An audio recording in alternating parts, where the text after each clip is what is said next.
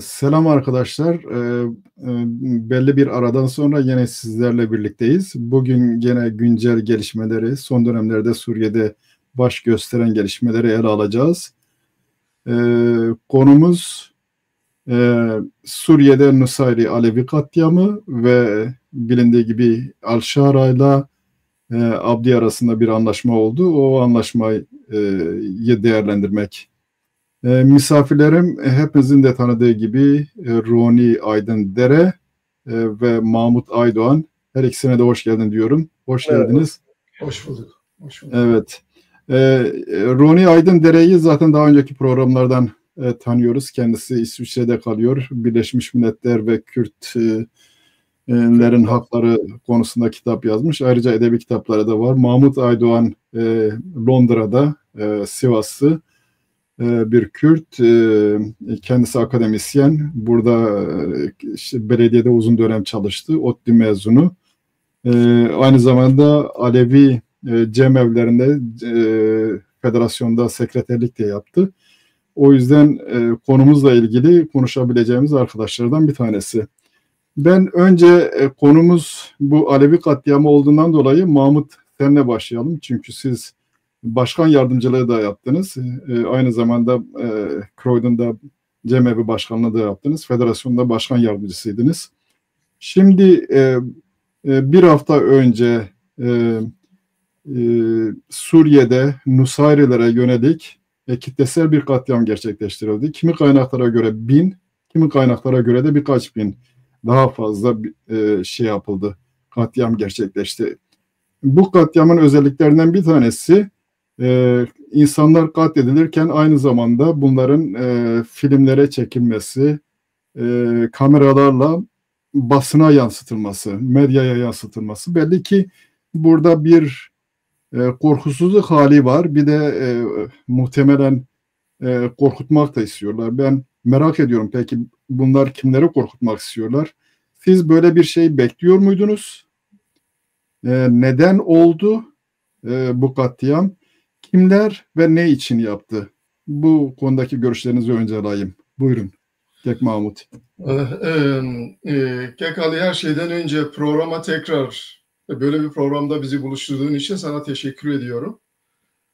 Ayrıca Çarpel Medya izleyicilerine, dostlarına da buradan sevgi, saygı ve selamlarımı iletiyorum. Teşekkür ederim. Şimdi tabii ki olağanüstü bir trajediyle karşı karşıyayız. Evet. Bu katliam birçok basın yayın kuruluşunun ya da işte sınırlı sayıda bölgeyi takip eden insanların belirlediği şekilde 6 Mart 11 Mart arasında gerçekleşmedi. Aslında bunun katliam süreci çok önceden başladı. Bildiğiniz gibi 8 Aralık'ta Esad rejimi devrildi. Katliam Esad rejiminin devrilmesinden sonra bugüne kadar aşamalı olarak devam eden bir olaylar silsilesi içerisinde değerlendirilmeli. Esad ordusunun nasıl teslim olduğu, HTŞ'nin, Suriye Milli Ordusu'nun Suriye'deki iktidara kısa sürede sorunsuz bir şekilde nasıl geldiği muammalı bir şekilde önümüzde duruyor. Daha bu konuyla ilgili çok ciddi araştırmalar yapılması gerekiyor. Ama bilinmesi gereken HTŞ'nin El-Kaide uzantısı olan El-Nusra'nın bir kolu cihadist, terörist bir örgüt olduğudur. Şimdi bu örgütün terörist listesinde olduğu, cihadist olduğu, illegal bir yapılma olduğu hem Birleşmiş Milletler nezdinde hem Amerika'da hem Avrupa'da net bir şekilde ortada. Yani bu şimdiye kadar halen bugün bile listelerde Jolani, bir diğer adıyla Ahmet El-Şara halen bir terörist örgütün başıdır. böyle olunca HTŞ ve Suriye Milli Ordusu etrafında sadece iki örgüt değildi. Aslında onlarca kendi içinde farklılık taşıyan birçok grubun bir araya geldiği, ortak yönlerinin ise Selefi olmaları ve cihadist bir teoloji etrafında ideolojilerini şekillendirmeleriydi. Bunların daha önce işledikleri katliamları zaten herkes biliyor. Dolayısıyla bunların iktidara gelmesiyle beraber ilk hedeflenecek toplumsal kesit Suriye'de Alevilerdi. Çünkü beğensek ya da beğenmesek de Kürtler örgütlüydü. Kürtlerin çok güçlü bir ordusu var. Bölgede zaten özel bir yapı oluşturmuşlardı. ABD'nin, İsrail'in, Batı'nın ciddi bir desteği vardı. Dolayısıyla bu şiddet eylemlerinin Kürtlere yönelmesi pek mümkün görünmüyordu teşebbüsleri yapılmakla beraber. Dürziler hemen kısa sürede İsrail'den savunma istediler. Ve öyle görünüyor ki o güvenceyi de İsrail'den aldılar. Savunmasız kalan bu cihadist örgütler karşısında savunmasız kalan bir tek Alevilerdi. Ve bundan dolayı da çok rahat bir şekilde hedeflendiler. 8 Aralık'tan itibaren Alevilerin özellikle kırsalda yaşayan toplumsal kesitlerinin mallarına, mülklerine el konuldu. Bunlar büyük bir korkuyla kıyı şeridine, büyük kasabalara yöneldiler.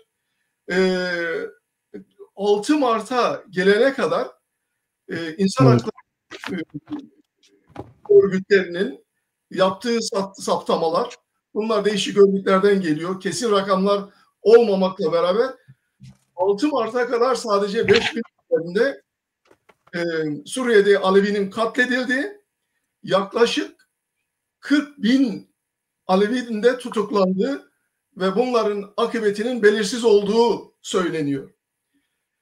Bunun dışında 6 Mart'ta başlayan bir cihat ilan edildi ve 11 Mart'a kadar binlerce Alevi katledildi. Kıyı şeridine sığınan Aleviler katledildi. Bu 40.000'le ilgili pardon Mahmut ya kaynak neresi? 40.000 kişinin tutuklandığıyla ilgili. Bölgedeki NGO'lardan gelen bilgiler, bundan governmental organization'lardan gelen bilgiler, Amnesty International gibi örgütlere ve bireysel olarak bilgileri gönderen sahada çalışan insanlar var. Bunlardan derlenen, bunlar kesin rakamlar değil tabii ki ama bu rakamların çok da yanlış olduğu söylenemez. İleriki dönemde daha büyük bir netliğe kavuşacaktır. Şimdi sıkıntı şu oldu. Dediğim gibi Alevilere sahip çıkan kimse yoktu. Aleviler sahipsizdi. Evet. Diasporadaki Aleviler durumu kavrayana kadar o sorunları, katliamın içeriğini, derinliğini kavrayana kadar zaten katliam gerçekleşmiş durumdaydı. Katliam gerçekleştirilirken de ne dediler? Bunlar işte bir kalkışma var. Bu kalkışma da Esad yanlısı o Suriye'deki Alevilerin kalkışmasıydı. Dolayısıyla HTŞ'nin, SMO'nun operasyonlarının nedeni oradaki yeniden oluşan merkezi yapıyı tehdit eden unsurlar olarak lanse edildi. Esad'ın artıkları olarak lanse edildi ve bu karşılık da buldu. Birçok bağımsızcı yayın kuruluşları, taraftarları ve Türkiye'deki iktidara yakın medya gruplarınca da karşılık buldu. Aynı şekilde lanse edildi. Ve ister istemez de sonrasında da bu olağanüstü trajedi yaşandı. Çünkü orada HTŞ'nin ve Ahmet El-Şara'nın belirlediği gibi bunlar Esad'ın artıkları değildi. Tamamen orada yaşayan sivil, yaşlı, genç, kadın, erkek, çoluk çocuk hiçbir ayrım yapılmadan bu insanlar katledildi. Ve bu katliam sırasında da ilginç olan bu cihadist yapılanmalar aynı Orta Çağ'daki gibi korku salarak geldiler. Yani yaptıklarını gizleme yönünde en ufak bir teşebbüsleri bile yok. Şu anda var olan merkezi hükümet her ne kadar bunun üstünü örtmeye çalışsa da bu dağınık cihadist gruplar, katliamcı gruplar bunları bir fiil işledikleri katliamları videolarını, resimlerini çekerek dünya basınına servis ediyorlar. Bu iki nedenden dolayı bir gerçekten cihadist bir ideolojiyle hareket ediyorlar ve bu insanları katli vacip olarak görüyorlar. İkincisi de bence IŞİD'den doğan boşluğu ve yeniden uzun vadede doldurma hedefleri var bunların. Evet. Şöyle bir şey sorsam. HTŞ biliniyor. Jolani HTŞ'nin temsilcisi ve Şam'da oturuyor. Diğer taraftan Suriye Milli Ordusu var. Suriye Milli Ordusu'nun katliamda daha aktif olduğu söyleniyor. Bu cemevleri, Alevi kuruluşları protesto yaparken bu konuya dikkat çekiyorlar mı? Yani Suriye Milli Ordusu'nun, çünkü Suriye Milli Ordusu üzerinde hak ve yetki sahibi olan, onları kontrol etme imkanına sahip olan Türkiye. Türkiye'ye yönelik de bir talep var mı bunları durdurma konusunda? Ya da bir eleştiri var mı? Yani derli toplu bir eleştiri var dersem yanlış olur, ama ben bu HTŞ ve Suriye Milli Ordusu'nun ayrı kategorilerde görülmesini de sağlıklı bulmuyorum. Çünkü bu şekilde yaklaşıldığında sanki HTŞ cihadist değil, orada sivil bir örgütlenme yaratma peşinde, devleti yeniden inşa etme peşinde olan bir yapılanma. SMO içerisinde var olan bu Uygur, Çeçen, Özbek, Afgan gibi militanların ise bu tür işleri işlediği olgusu biraz öne çıkarılmış olur. Bence bu saptama çok doğru değil. Hem HTŞ hem de Suriye Milli Ordusu'nun içerisinde bu güçler var. Zaten homojen bir yapı değil bunlar.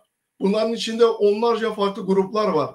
Nitekim kıyı şeridinde Aleviler direnmeye kalktıklarında ve bu grupların bir kısmını infaz ettiklerinde Ahmet el-Şara yani ve buna bağlı bütün komutanlar en ağır silahlarla, bütün güçleriyle bölgeye yöneldiler. Destek sundular.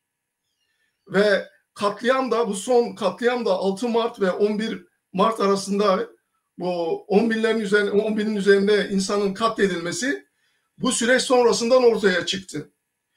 Onun için iki yapı da birbirinin iç içe geçmiş, birbirini destekleyen, aynı ideolojik formasyonla hayat bulan çeteci, cihatçı, terörist gruplar. Bu şekilde bakmak gerektiğini düşünüyorum. Evet, teşekkür ederim. Ben o zaman Kek-Aydındere'ye döneyim. Kek-Aydındere, yani benzer bir soruyu ben size de soracağım. Yalnız biraz arka planla ilgili bir iki şey ekleyeyim ondan sonra. Bu aynı tarihlerde bu katliamın zirve yaptığı dönemde Pravda'da şöyle bir haber çıkıyor. Rusya, Amerika ve İsrail'le Nusayri bölgesinin bağımsızlığı için görüşebilir diye bir haber ortaya çıkıyor. Bunun gerekçesi olarak da El-Şara'nın ülkede toplulukları birleştiremediği gibi bir dizi neden sunuluyor. Aynı zamanda İsrail Rusya'nın çıkmasını istemiyor. O haberler de sokulmaya başladı. Çünkü İsrail'in kendisi ademi merkeziyeti, merkezin güçlü olmadığı bir Suriye'den yana kendi menfaatleri gereği, onu da anlamak mümkün. Ayrıca biz biliyoruz ki hemen onun sonrasında Al-Şara ile Abdi arasında bir protokol imzalandı. Dolayısıyla muhtemelen katliam bu protokolün öncesine rast getirildi. Yani bilinen bir durum var. Protokolün imzalanacağı biliniyor ve bu nedenle bu döneme rast getiriliyor katliam.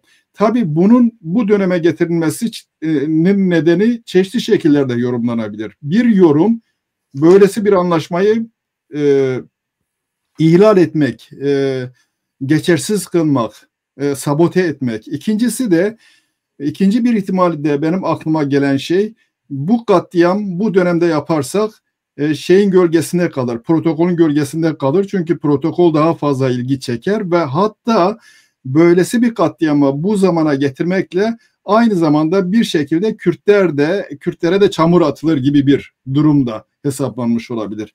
Siz ne diyorsunuz? Böyle bir bağlantı görüyor musunuz? Nedir nedeni? Niye bu zamanlama? Şimdi maalesef yani hakikaten insanlık dışı korkunç bir katliam gerçekleşti.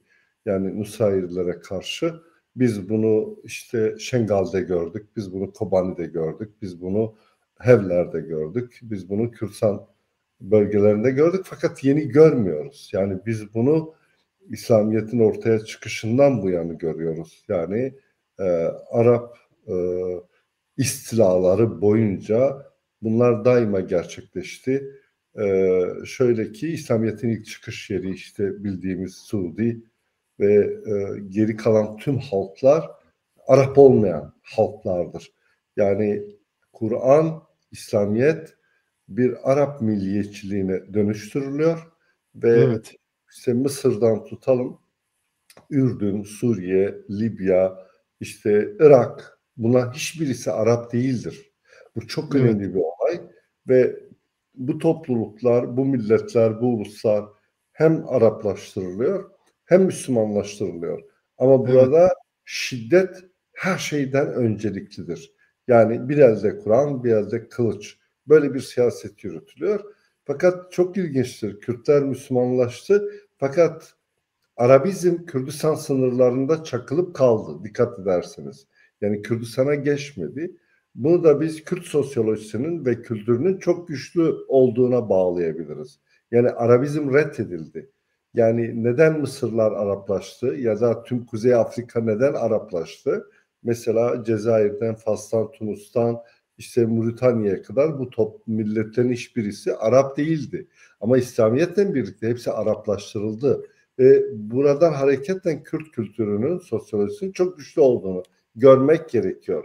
Şimdi biz şeye gelelim, Suriye'ye. Şimdi bunun biraz neden sonuç ilişkilerini ortaya koyalım.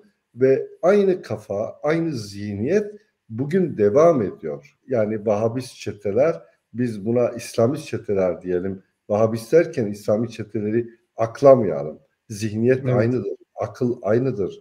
Ve dolayısıyla insan hakları, demokrasi, halkların hakkı, hukuku hiçbir şey gözetilmez. Bu tamamen Orta Çağ'a ait bir zihniyettir ve katliamcıdır, insanlık dışıdır. Şimdi dolayısıyla Esad'ın müsairi olması hiçbir şeyi aklamaz. Hiçbir şey ifade etmez. Katledilenler köylülerdir, sivillerdir, ihtiyar, yaşlı ve savaşlarda bu kesimin dokunulmazlığı ifade ediliyor. Koşullar ve şartlar ne olursa olsun siviller dokunulmazdır. Kaldı ki savaş ortamı da yoktur ve birden tüm bu kin ve öfke ile Kafkaslardan, işte Balkanlardan, dünyanın çok farklı yerlerinden tamamen İslam ideolojisiyle donatılmış, kendi aralarında da birbirini çoğu anlayamadı. Bu çeteler dolayısıyla Nusayrilere saldırıyor. Burada hani işte seçim yoluyla olmadan Cumhurbaşkanı ilan edilen işte Colani var. Göya bir geçici hükümet var. Bunların aslında %100 sorumlu olduğunu söylemek gerekiyor. Çünkü sonuçta sen otorite olarak seçilmişsen, eğer buna müdahale etmiyorsan sen bundan sorumlusun. Kaldı ki bunların da onlara desteğini görüyoruz. Şimdi neden Nusayrilere? Bu bugün olmasaydı yarın olacaktı.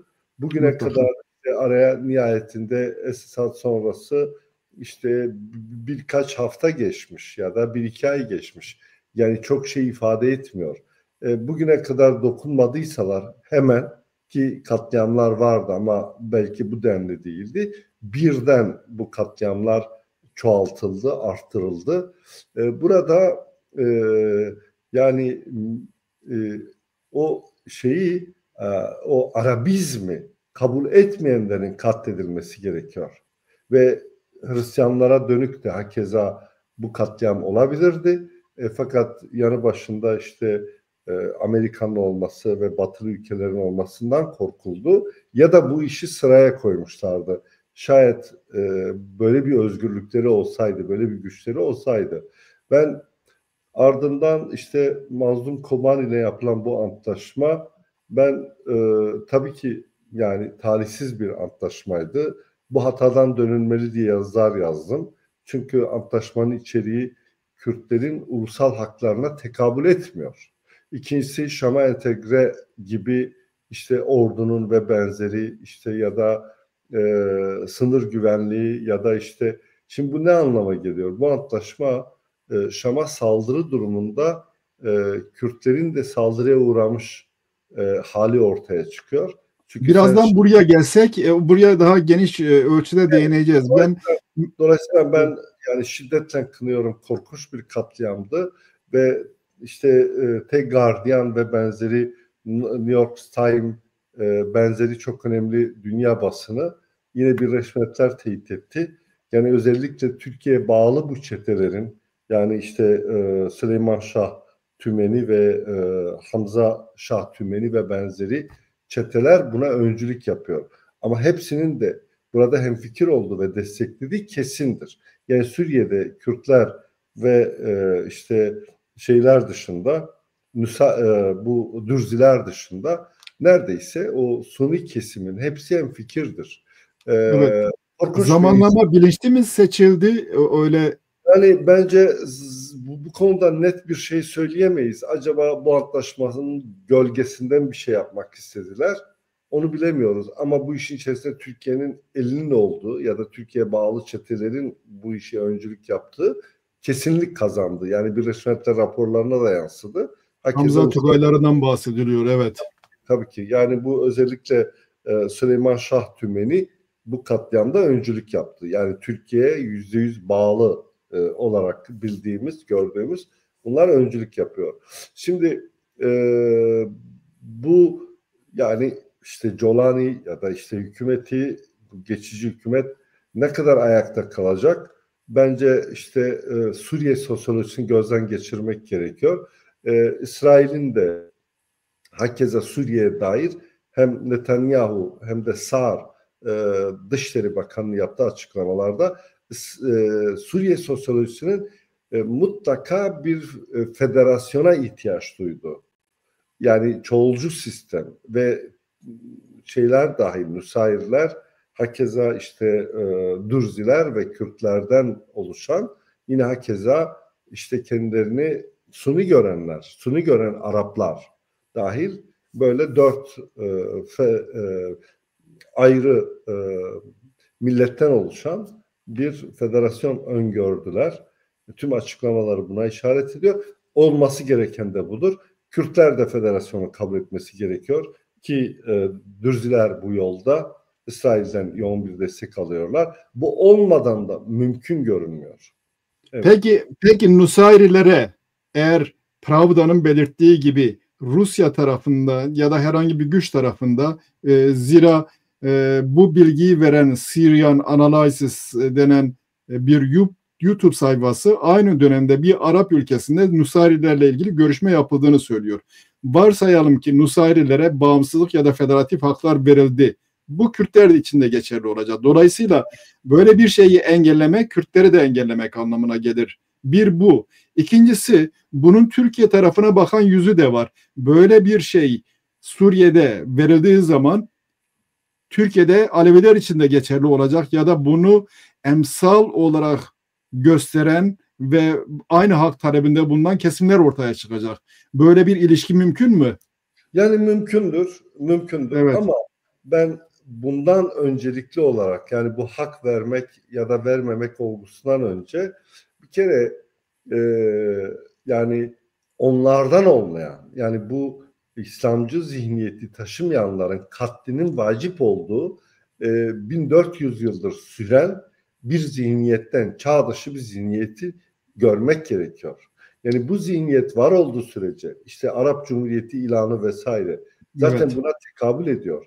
Yani siz varsayın ki işte Nusayrilerin hiçbir hak talebi yok. Bu katliam yine gerçekleşirdi. Yani fırsat bulduklarında bunu yine yapacaklar. Bunlar iktidar olduğu sürece bu devam edecektir. Buna kuvvetlenir çünkü geçmişe baktığımızda size neden Suudi Arabistan'ın dışında bugün Müslüman olan 22 Arap devletinin hiçbirisi Arap değildi ve hepsi Araplaştırıldı. Proje bundan ibarettir. Ve Kürtler neden Araplaşmadı? Kürtlere karşı süren kin ve öfke yine buradan kaynaklanıyor. Çok ilginç. Yani evet, o konuda ben uzun bir makale yazdım. Bilmiyorum Kürtler niye Araplaştırılamadı. Müslüman değil midir? Ya da kuzeyde Kürtler Müslüman değil midir? Neden katliama uğruyorlar? Hepsinin altında bu vardı. Bu çok önemli bir olay. Evet. Evet. Şimdi bu yakın zamanda bir şey paylaştım. Muhammed Emin Zeki Bey'in Kürtler ve Kürdistan isimli tarihi kitabından aldığım. Tatarlar Diyarbakır'da öldürmedik adam bırakmadılar. Hem eğer Kureyşi Kürt aşireti olmasaydı bölgede tek bir insanı sağ bırakmayacaklardı. Yani Moğollar girdiği zaman biliyorsunuz İran'da 1,5 milyon İsmail'i öldürürler. Tarihin en büyük nüfus oranına göre yani Yahudi katliamından, Ermeni katliamından daha büyük bir şeyden bahsediyoruz. Gerçekten tarihte bu göçebe kabilelerin tarihinde bu tür şeyler var maalesef. Aynı şeylerin tekrarlanma riski yine var. Evet, yani biz bunu barbarların istilası olarak, barbarların saldırısı olarak, yani Moğolların işte bizim yakın coğrafya Bağdat'a saldırıları da hakeza böyledir. Yani bir araba tekerleğini geçen herkesin kafasının kesilmesi. Ama çok kısa süre sonra o çok daha uygarlaşmış toplumlar biraz işte at sırtında onların çok daha işte yerleşik toplumları çok kolay işte işgal edebilme şeyine sahip, yeteneğine sahip. Fakat kısa bir süre sonra bu toplumlar bunlara bir yöneliyor. Geride hiçbir eser kalmıyor. Ben Osmanlı'nın Balkanlardaki varlığı da böyle. Siz geriye döndüğünüzde baktığınızda Balkanlarda Osmanlı'ya ait siz bir eser bulamazsınız 600 yıl içerisinde. Ya geliştirilmiş hiçbir uygarlık yok. Dilden kültüre kadar. Bu çok önemli bir olay. Yani bunun uygarlıkla çok önemli bir ilgisi var. Evet. Evet. O zaman evet Kek Mahmut sana döneyim. Bu tabii önemli ölçüde Türkiye'deki Alevileri de önemli ölçüde etkiledi. Bu, muhtemelen belki de aynı şeyin kendilerine yapılabileceği ile ilgili bir korku da oldu. Tarihte bunun bir sürü örneği var. Her Osmanlı döneminde her 50 senede 100 senede bir ya da daha az zamanda tekrarlanan katliamlar var. Bu sadece Osmanlı döneminde değil, Cumhuriyet döneminde de yapıldı. Tabii bazı Aleviler buna yer vermek istemezler. Koçgir ve Dersim'de olan akla sığmayacak ölçüde yani Mustafa Kemal kendi son döneminde kendi vatandaşı olan topluluğun tümden ortadan kaldırılmasıyla ilgili emir veriyor. Bu şeyi yerinde olan bir insanın yapabileceği bir şey değil. Bu durum nasıl etkiler, nasıl görüyor Alevilerde? Alevilerin böyle yeniden bir yapılanma hatta milletleşme sürecini tetikler mi? Daha ileriye gidecek olursa bunların hak taleplerini daha ileriye götürmelerine sebep olur mu? Yoksa bunların daha fazla asimilasyon sürecini mi hızlandırır? Ne diyorsunuz? Bence biraz sohbetin odaklanması gereken alanları biraz daraltalım. Evet. Çünkü bu katliam çok önemli ve Orta Doğu'da, Suriye'de inanılmaz şeyler oluyor. Örneğin bizim gündem konumuzun dışında orada bir anayasa taslağı sunuldu ve o anayasa kabul gördü. Geçici bir anayasa kabul gördü. Bu anayasanın kabul görmesinden sonra Kobani özerk yönetiminden gelen açıklamalar var.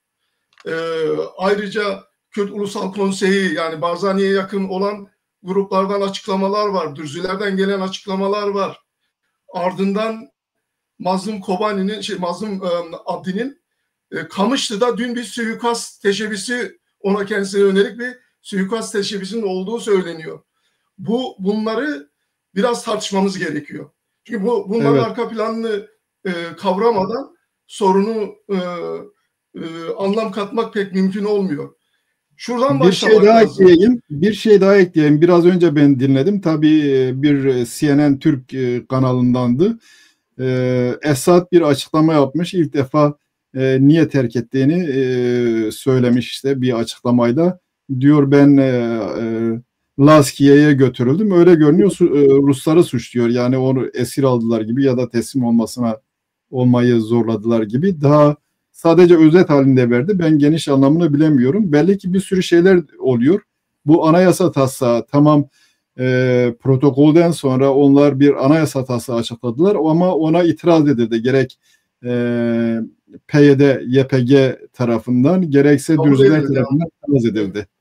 Çok önemli Ahmet El Şara tarafından bu geçici anayasa onaylandı. Şu anda Suriye içerisindeki Kürtler, Aleviler, işte Dürziler ve diğer azınlıklar itiraz etse de bu geçici anayasa 5 yıllığına yürürlüğe girdi. Bu çok önemli ve anayasanın, ben bir oraya gelmeden önce bir iki şey daha ifade edeyim de bu katliam süreciyle ve bu noktaya gelene kadarki süreci. Yani Ahmet El Şara'nın Amerika tarafında tutuklandığı, uzun dönem tutuklandıktan sonra işte bölgeye geldiği ve geldikten sonra da HTŞ örgütüne liderlik yaptığı herkes tarafından malum. Şimdi Suriye Milli Ordusu belli ölçülerde Türkiye tarafından kontrol ediliyor. HTŞ daha çok, Türkiye'den çok ABD tarafından kontrol edildiğini düşünüyorum. Bu anlaşmayla ilişkin, yani tam katliamın arifesinde gerçekleşen anlaşmayla ilgili bilmiyorum takip ettiniz mi ama 8 Mart'ta Amman zirvesi gerçekleşti. Evet, gelişmeler bu zirve sonrasından aslında hızlandı. Zirvede bu anlaşmanın altyapısı mı acaba oluşturuldu? Çünkü bölgenin bütün ülkeleri, Türkiye dışında bölgenin bütün ülkeleri bu zirveye katıldı. Onun dışında Eric Kural'a ABD Merkez Kuvvetler Komutanı, bu CENTCOM dedikleri, 26 Şubat ve 2 Mart arasında Mısır'ı, Ürdün'ü, Suriye'yi ve İsrail'i ziyarette bulundu. 4 Mart'ta Rojava bölgesine gittiği biliniyor ve Mazlum Abdi ile IŞİD militanlarının bulunduğu kamplar ziyaret edildi.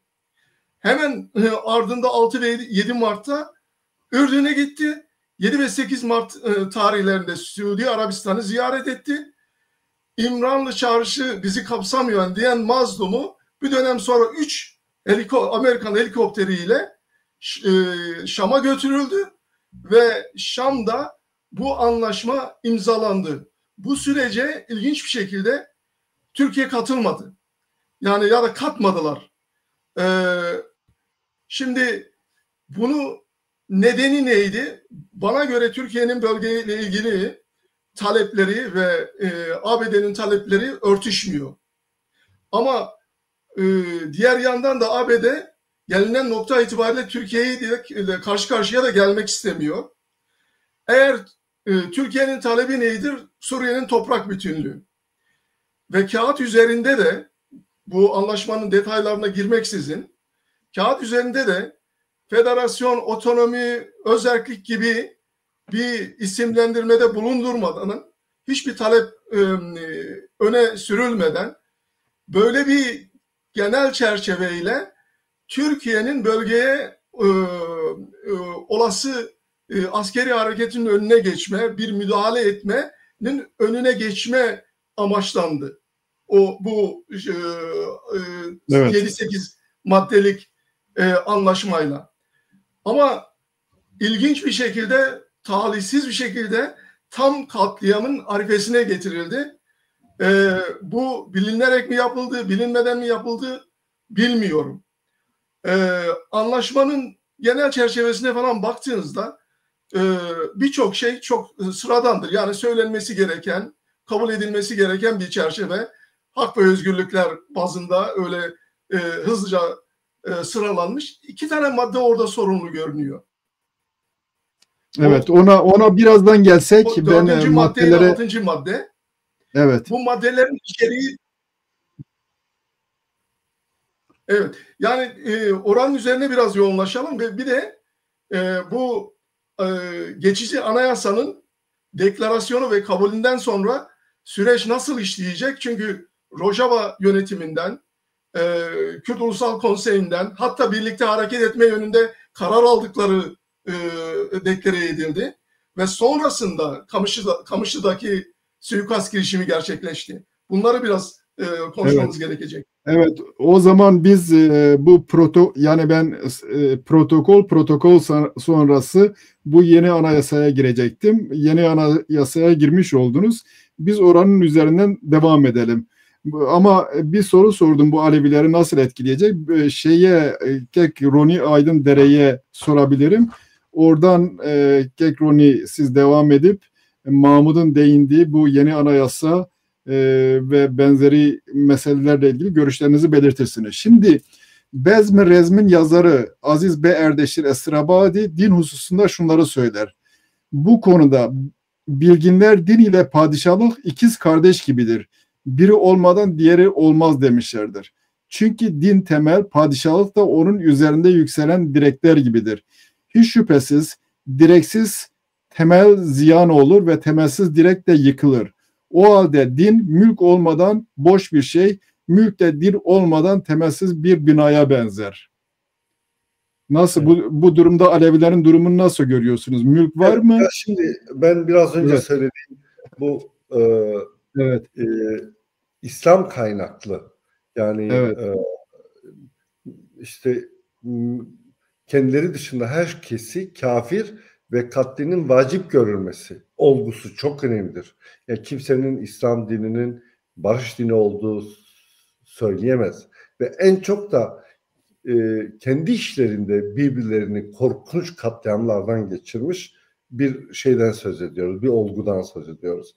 Ya bu gerçeğin altını çizmek gerekiyor yani.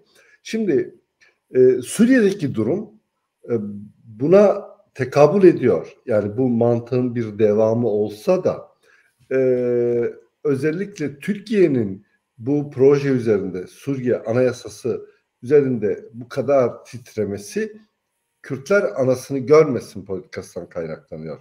Çünkü Kürtler Suriye'de en fazla çoğulculuğu, Hristiyanları, Alevileri, farklı din, inanç gruplarını tamamen kendi haklarına kavuşması gerektiğini, Rojava bunun prototip bir modeli.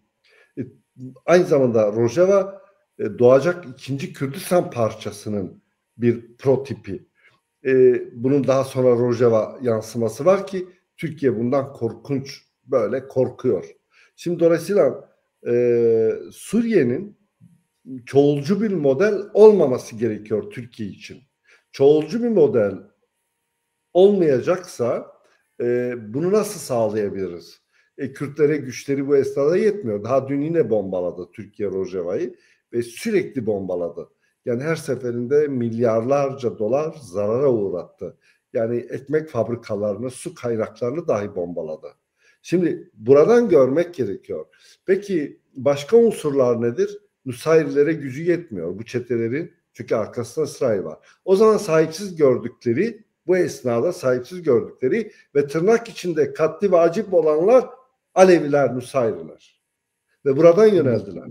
Bu çok önemli. Ve bununla çoğulcu bir Suriye'nin önünü kesmek. Çünkü çoğulcu bir Suriye, Suudi Arabistan'ın, Katar'ın işine de gelmiyor. Suudi Arabistan ve Katar silme bir suni Suriye istiyor. Bu çok önemli. Daha önceki planları da bu yönlüydü. Peki Türkiye ne istiyor? Bu politikanın içerisinde Türkiye'de hakeza Suni silme bir Suni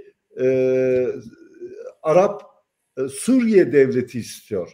Peki Türkiye ya da Suudi ya da Katar istemiş diye bu halkların ya da Suriye'nin sosyolojisini bozmak mı gerekiyor? İşte tüm bu atraksiyonlar, katliamlar buradan kaynaklanıyor. Ve Kürtler anasını görmesin.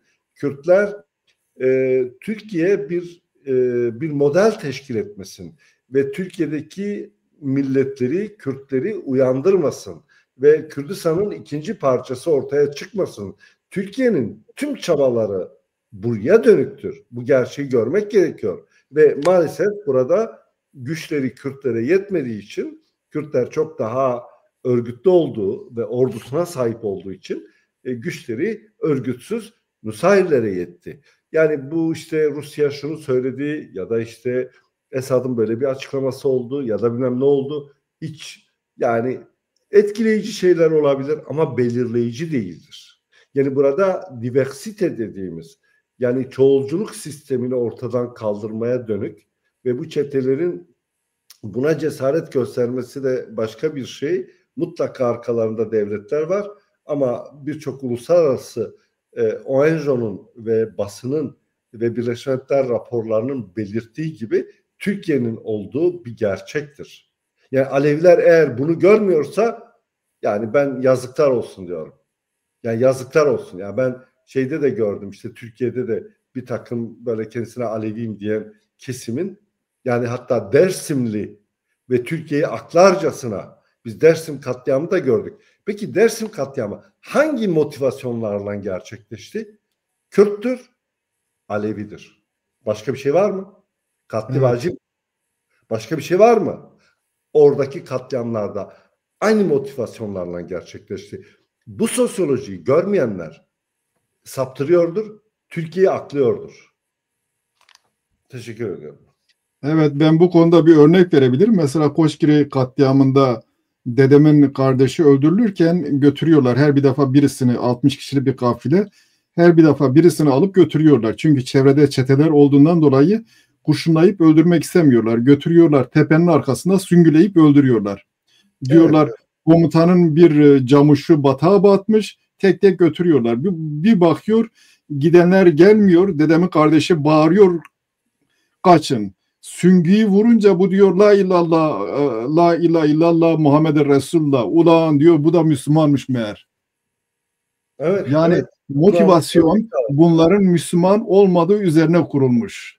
Tabii ki. Bir motivasyon. Maalesef. Çünkü öteden beri Alevileri katli vacip olarak görüyorlar. Evet. Onlara taktıkları özel bir isim de var. Şimdi unuttum tabii.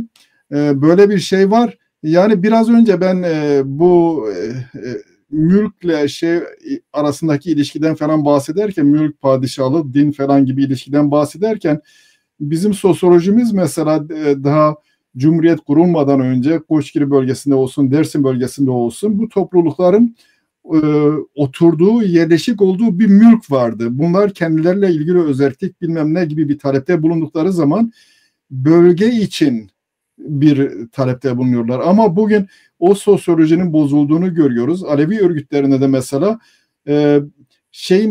inancın siyasetle bağının anlaşılmadığı talepler, bu yönde taleplerin olmadığını görüyoruz. En azından demokrasi denilecekse otokrasiye karşı çeşitli toplulukların kendi kendilerini yönetmesine imkan verecek ademi merkeziyetçi bir yapıyı savunmaları lazım. Burada bir eksiklik olduğunu görüyorum. Bu vesileyle belirteyim. Alican şunu ekleyeyim evet. müsaadenle. Yani şu anda ihvancı, merkeziyetçi ve ümmetçi bir devlet anlayışı var. Evet. Yani, aynen öyle. Dikkat ederseniz bir öncekini replike eden yani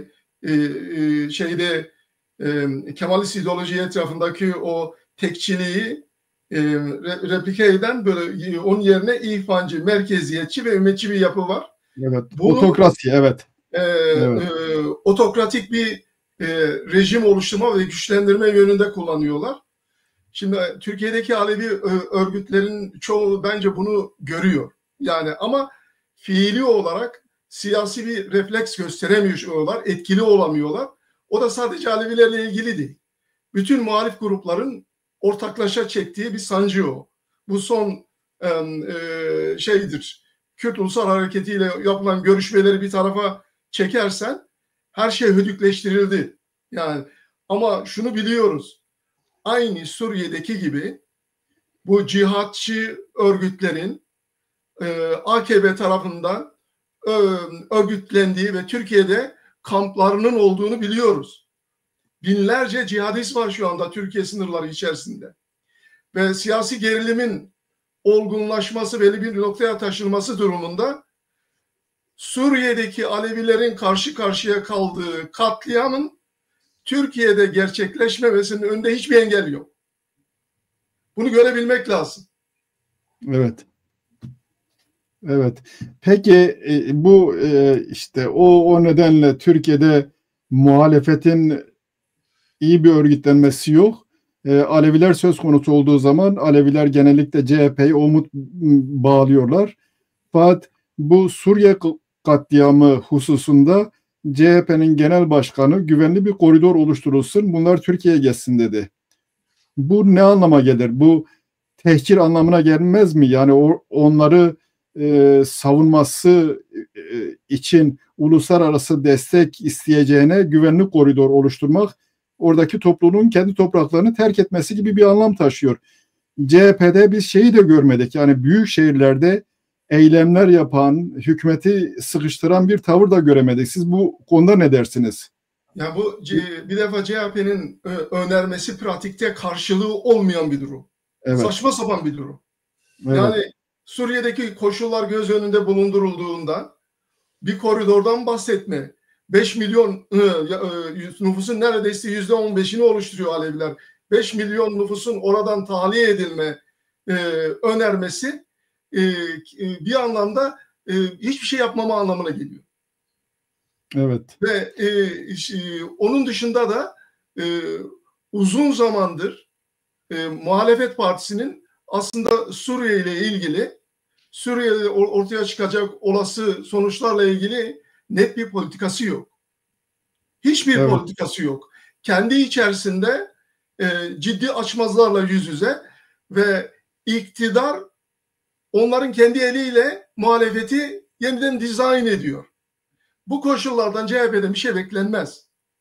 Evet. Ve doğru bir tahlil ve analiz sonucu doğru bir önerme de beklenmez. Evet.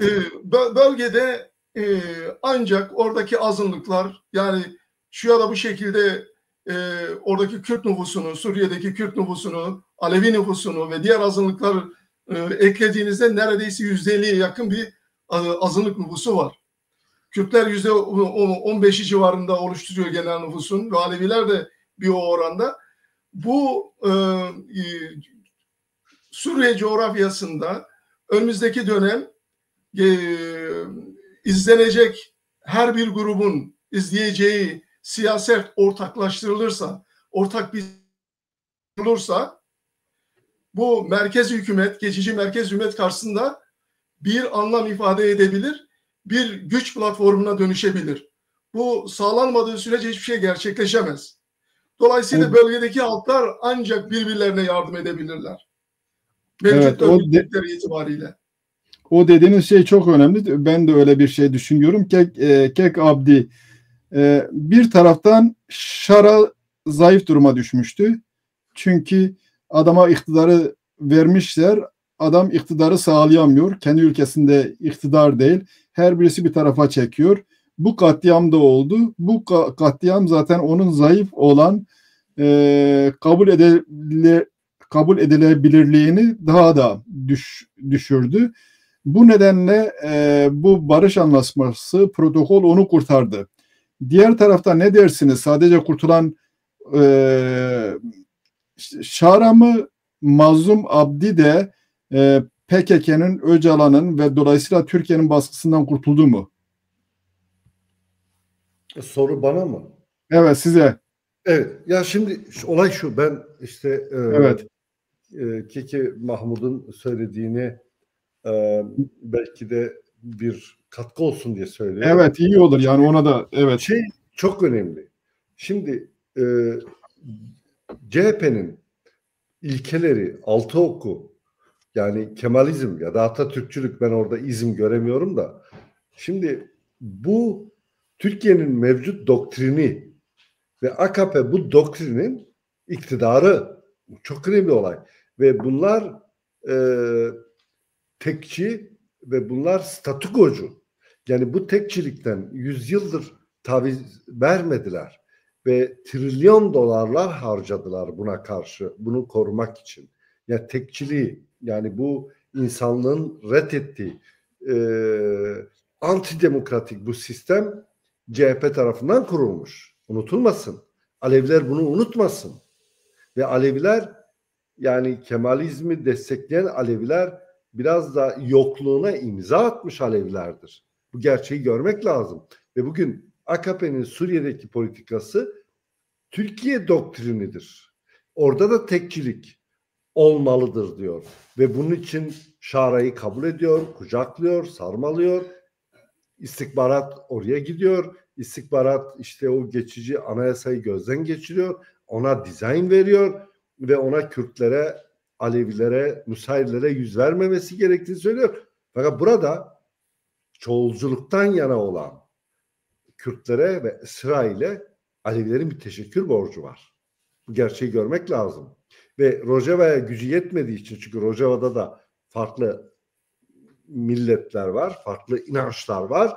Oraya güçleri yetmedi demek, bir zamanlar yani korkunç katliamlar yaşandı 13 yıl önce Kobani'de ve Rojava'nın diğer bölgelerinde. Fakat bu yani Jolani ve benzeri Vahabist gruplar yenildi ve Mazlum Abdi'nin bunlara gitmesi yani dehşet bir hata. Sen karşısında savaştın, yendiğin bu çetelere bir buldozer görevi verildi. Savaşmadan Şam'a kadar gittiler. Senin ona gitmenin bir anlamı yoktu. Ve senin ilkelerinden taviz vermenin, o çoğulcu sisteminden taviz vermenin bir anlamı yoktu. Çünkü sen bunun uğruna 16-17 bin şehit verdin. Binlerce gazin var. Ve sen hala saldırıya uğruyorsun. Ve Türkiye'nin istedikleridir bunlar. Bunu yapmamalıydın. Yani bu tarihsel hata işlenmemeliydi.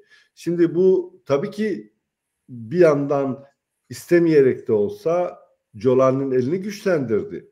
Yani bir yerde meşrulaştırdı. Doğru değildi. Ama bu antlaşmada geçiciydi. Ve sonuçta biz gördük ki Kürtler Rojava çeşitli bölgelerinde Alevilere dönük bu katliamları yoğun bir şekilde protesto ettiler. Ki Kürtlerin bunu kabul etmesi asla mümkün olamaz. Yani insanlığımıza terstir. Dolayısıyla Türkiye'nin, Suudi'nin ve Katar'ın o Arabizm ve tekçilik politikası uygulanmak isteniyor. İsrail buna karşı gelen devlettir bölgede. Amerika çok daha fazla sükuneti sağlamak istiyor. Amerika, Fransa ve Almanya. Bunda nedeni hakikaten Avrupa'ya dönük çok büyük göç dalgaları yaşandı. Evet. Bildiğimiz gibi Almanya İdlib'de ve benzeri bölgelerde, o çeteler olduğu bölgelerde 5-6 yıldır besliyor. Yeter ki Avrupa'ya gelmesinler diye. Adeta rüşvet veriyor, rüşvet dağıtıyor ve bugün onların politikası aman aman bir göç dalgası, yeni bir göç dalgası yaşanmasın. Çünkü var olan bu Suriyelilerin geri gönderilme ülkelerine işte istikrar geldi, geri dönmeleri kararı alınmışken birden yeni bir dalgayı kaldıramıyorlardı. Bunun için Mazlum Abdi'nin bence Jolani görüşmesinde Fransa ve Almanya'nın çok önemli bir, İngiltere'nin de çok önemli bir rolü var. Fakat dünyanın sonu değil. Yani biz bu çoğulcu demokratik sistemden ödün vermeyelim. İkincisi, sizin söylediğiniz o ademi merkeziyetçilik pek de çoğulculuğu ifade etmiyor. Yani fevkalade ulus devlet içerisinde farklı bölgelerin işte daha çok merkezi hükümetin yükünü hafifletmek için belediyecilik haklarının artırılması, yetkililerin artırılmasını ifade ediyor. Bu demografik olarak bir takım milletlerin haklarına kavuşmasını ifade etmiyor ademi merkezicilik. Mazlum Kobani de bunu birkaç kez dillendirdi. Bu çok yanlıştır. Yani bunun siyaset sosyolojide ve uluslararası hukuktaki anlamı bundan ibarettir. Ademi merkeziyetçiliğin bir fonksiyonu yok. Yani çoğulcu sistemi ifade etmiyor. Fakat yani merkezi hükümetin yükünü hafifletmek, yani bir devlet açısından, ki bunu biz birçok ülkede görüyoruz. Fransa'da da var, Almanya'da da var. Ama federasyon, İsrail'in de belirttiği ve bizim de ısrarla üzerinde durduğum ve son kitabımda da yani altını çizerek Birleşmiş Milletler hukukunun o kanunlarını, yasalarını da oraya şey yaparak, nakşederek ve bir milletin kendi toprakları üzerinde demografik olarak, işte ulus olarak başka bir milletle yaşamasını gerektirecek hukuki sistem federasyondur. Federasyondan aşağı azınlık haklarına tekabül eder ve giderek ademi merkeziyetçiliğe tekabül eder ki bunlar Suriye gibi bir ülke için çözüm olamaz. Yani Suriye sosyolojisine tekabül etmiyor ve zorlamanın da bir anlamı yok. Biz zorladıkça katliamlar olacaktır ve bir arada yaşayamayacak bu toplulukların birbirini boğazlaması anlamına gelecektir. Evet, evet. Müsaade ederseniz bu alanla ilgili bir katkı sunayım. Şimdi değindiniz ya, federasyondan aşağı bir talepte bulunmak aslında oradaki realiteye aykırı davranmak yönünde bir şeydir diye. Evet. Bazen kullandığımız terminolojinin dışında da istenilen bir takım yönetsel amaçlara ulaşabiliyor. Örneğin İngiltere'de, daha doğrusu Birleşik Krallık'ta üniter bir devlet yapılanması var. Bir federasyon yok. Ama bu üniter yapı içerisinde federasyondan daha fazla Galler'in, Kuzey İrlanda'nın, İskoçların hakları var. Kendi parlamentoları var, yasaları var, ekonomik düzenlemeleri var. Ve buna kimse federasyon demiyor. Üniter yapı deniliyor. Şimdi Suriye özelinde de Rojava'daki bölgeye doğrudan federasyon talep etmese de yine bu görüşmelerin içinin nasıl doldurulacağı, o yerel yönetimlerin haklarının nasıl dizayn edileceği çok önemli. Biliyorsunuz tam anlamıyla bir entegrasyon, yani Suriye devletine bir entegrasyon talep edildi ve bu yönde de maddelerden birisi etrafında uzlaşıya varıldı. Ancak Suriye devleti derken devlet kavramı sadece merkezi hükümetten meydana gelmiyor ki. Devlet yöresel yönetimlerle, yerel yönetimlerle, kurum ve kuruluşlarıyla bir bütünlük arz ediyor.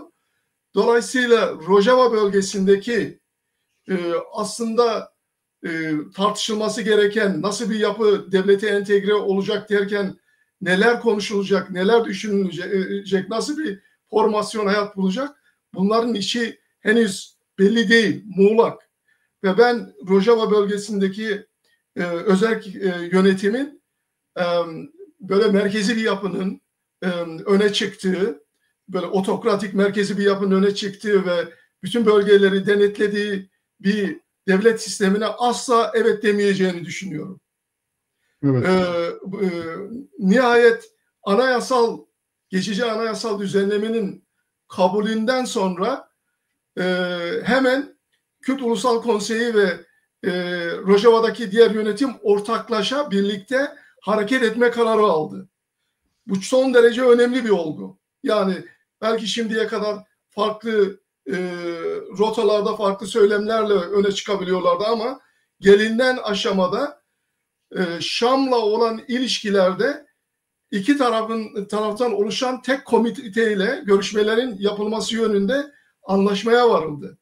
Ve Rojava yönetimi içerisinde bu Şam'da gerçekleştirilen Mazlum Abdi ile El-Şar arasında gerçekleştirilen anlaşmaya ilişkin çok ciddi bir muhalefet oluştu ve bunlar seslerini özellikle anayasal düzlemde ortaya çıkan son durumla beraber daha sesli bir şekilde öne çıkarmaya başladılar. Bütün bunlar dikkate alındığında ve Mazlum Abdi'ye yönelik gerçekleşen suikast dikkate alındığında Kürt Ulusal Hareketi'nin bütün bileşenleri arasında bu konuda çok ciddi bir rahatsızlığın olduğu ve birlikte hareket etmenin öncelikleştirilmesi yönündeki talebin daha da güç kazandığı durumu ortaya çıkıyor bence. Evet. Evet, teşekkür ederim. Şimdi ben şöyle bir kısa bir özet yapayım. Bölgede bir şey belirtmek istiyorum. Buyurun. Şimdi Güneş Batmaz İmparatorluk'tan ve dünyanın işte Fransa'yı da katarsak ilk demokrasilerinden birisiyle Rönesans'ını gerçekleştirememiş, Orta Çağ'ı yaşayan, biraz önce bahsettiğimiz o kendisi dışında herkesin katlini vacip gören bir zihniyetten söz ediyoruz. Biz burada keskin ve katı Birleşmiş Milletler hukukunu esas alan federasyonu uygulamazsak bunları anlatamayız. Çünkü federasyonda sınırlar keskindir. Yani federasyonda bir milletin kendi başkenti, kendi yasaları ve yeraltı ve yerüstü kaynaklarını işletebilecek, kendi ticaretini yapabilme özgürlüğüne sahip, aynı zamanda başkente de milletvekili gönderebilecek ve o ülkenin genel güvenliğinden de sorumlu olabilecek bir yapısallıktan söz ediyoruz. Bir sistemden söz ediyoruz. Şimdi Suriye için bu sınırları keskin olmayan, yani adına federasyon demezsek, yani bu Vahabistlere biz anlatamayız.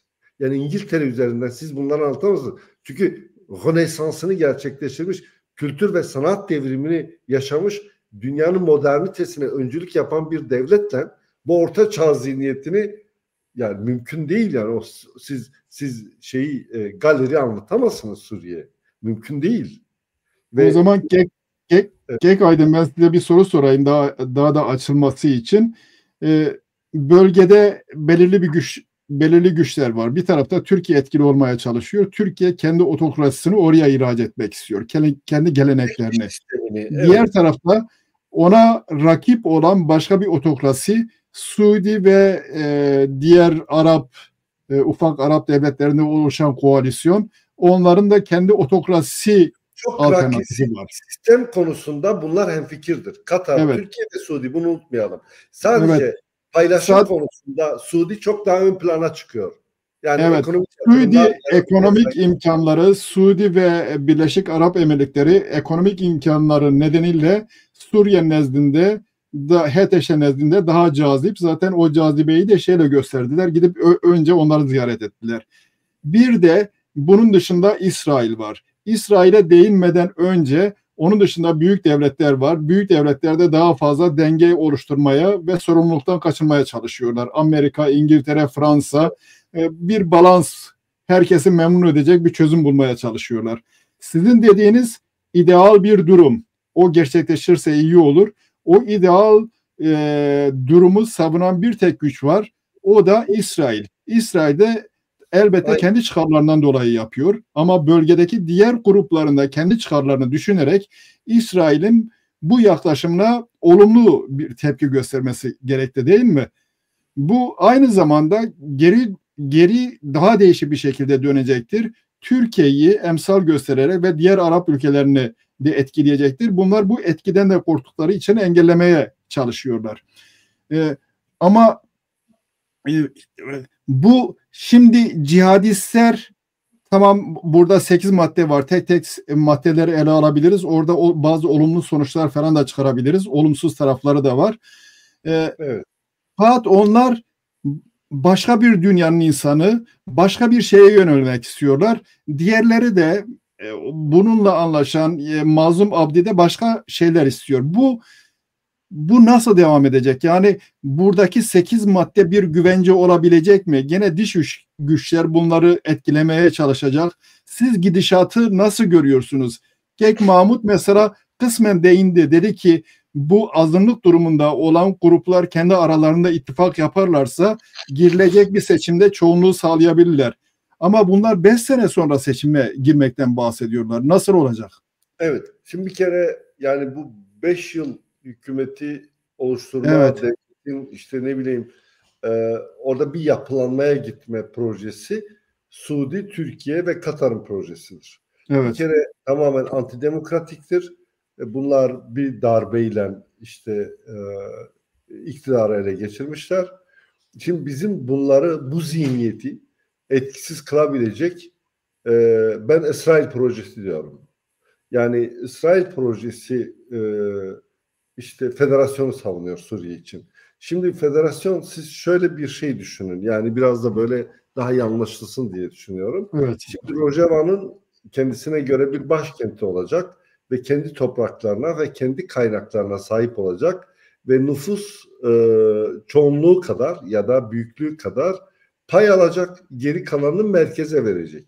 Yani bu federasyonun bir kuralıdır ve doğaldır da. Çünkü sonuçta senin coğrafyanda çok daha fazla kaynaklar var ve sen merkezi hükümetten bunu paylaşmak zorundasın.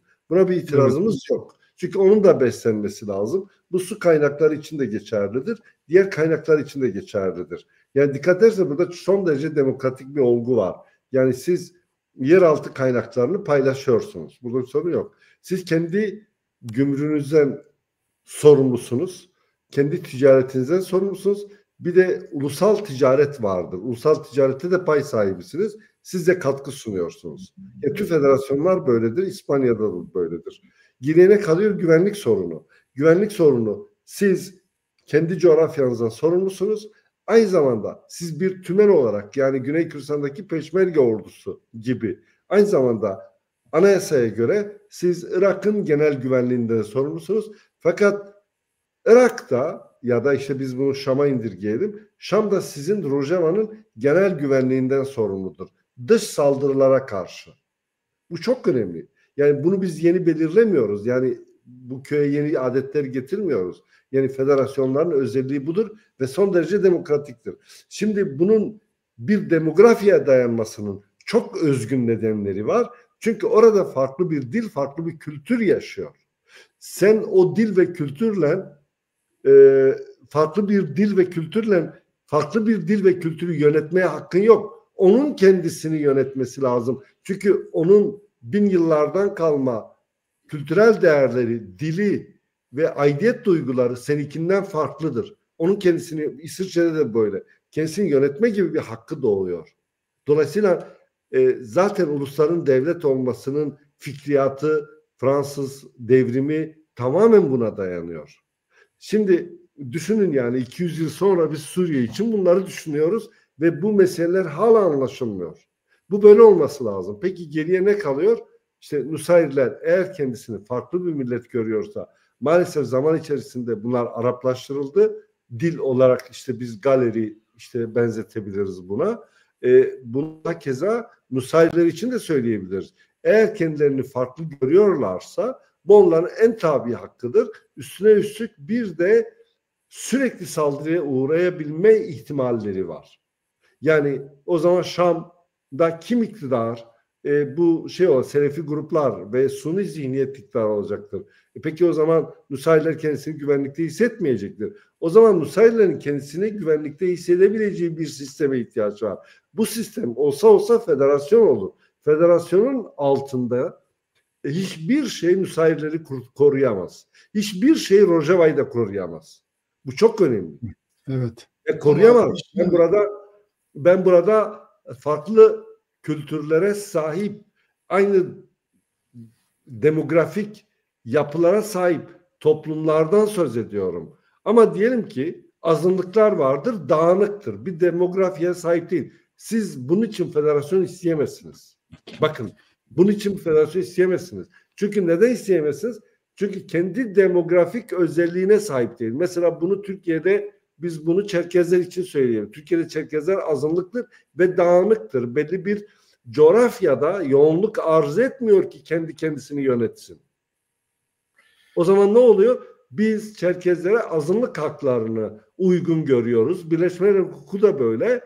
36. maddeye tekabül ediyor. azınlıklar o zaman nedir? Kendisini koruyabilmek için, yaşatabilmek için güvenliksel değil, dil ve kültür alanında eğitim hakkına sahiptir. Eğitim hakkı da ikinci dil olarak eğitim hakkına sahiptir. Çünkü bir milletin yaşayabilmesinin başka bir yolu yok. Bir milleti yaşatabilecek dil, kültür ve eğitim sistemidir kendisine ait.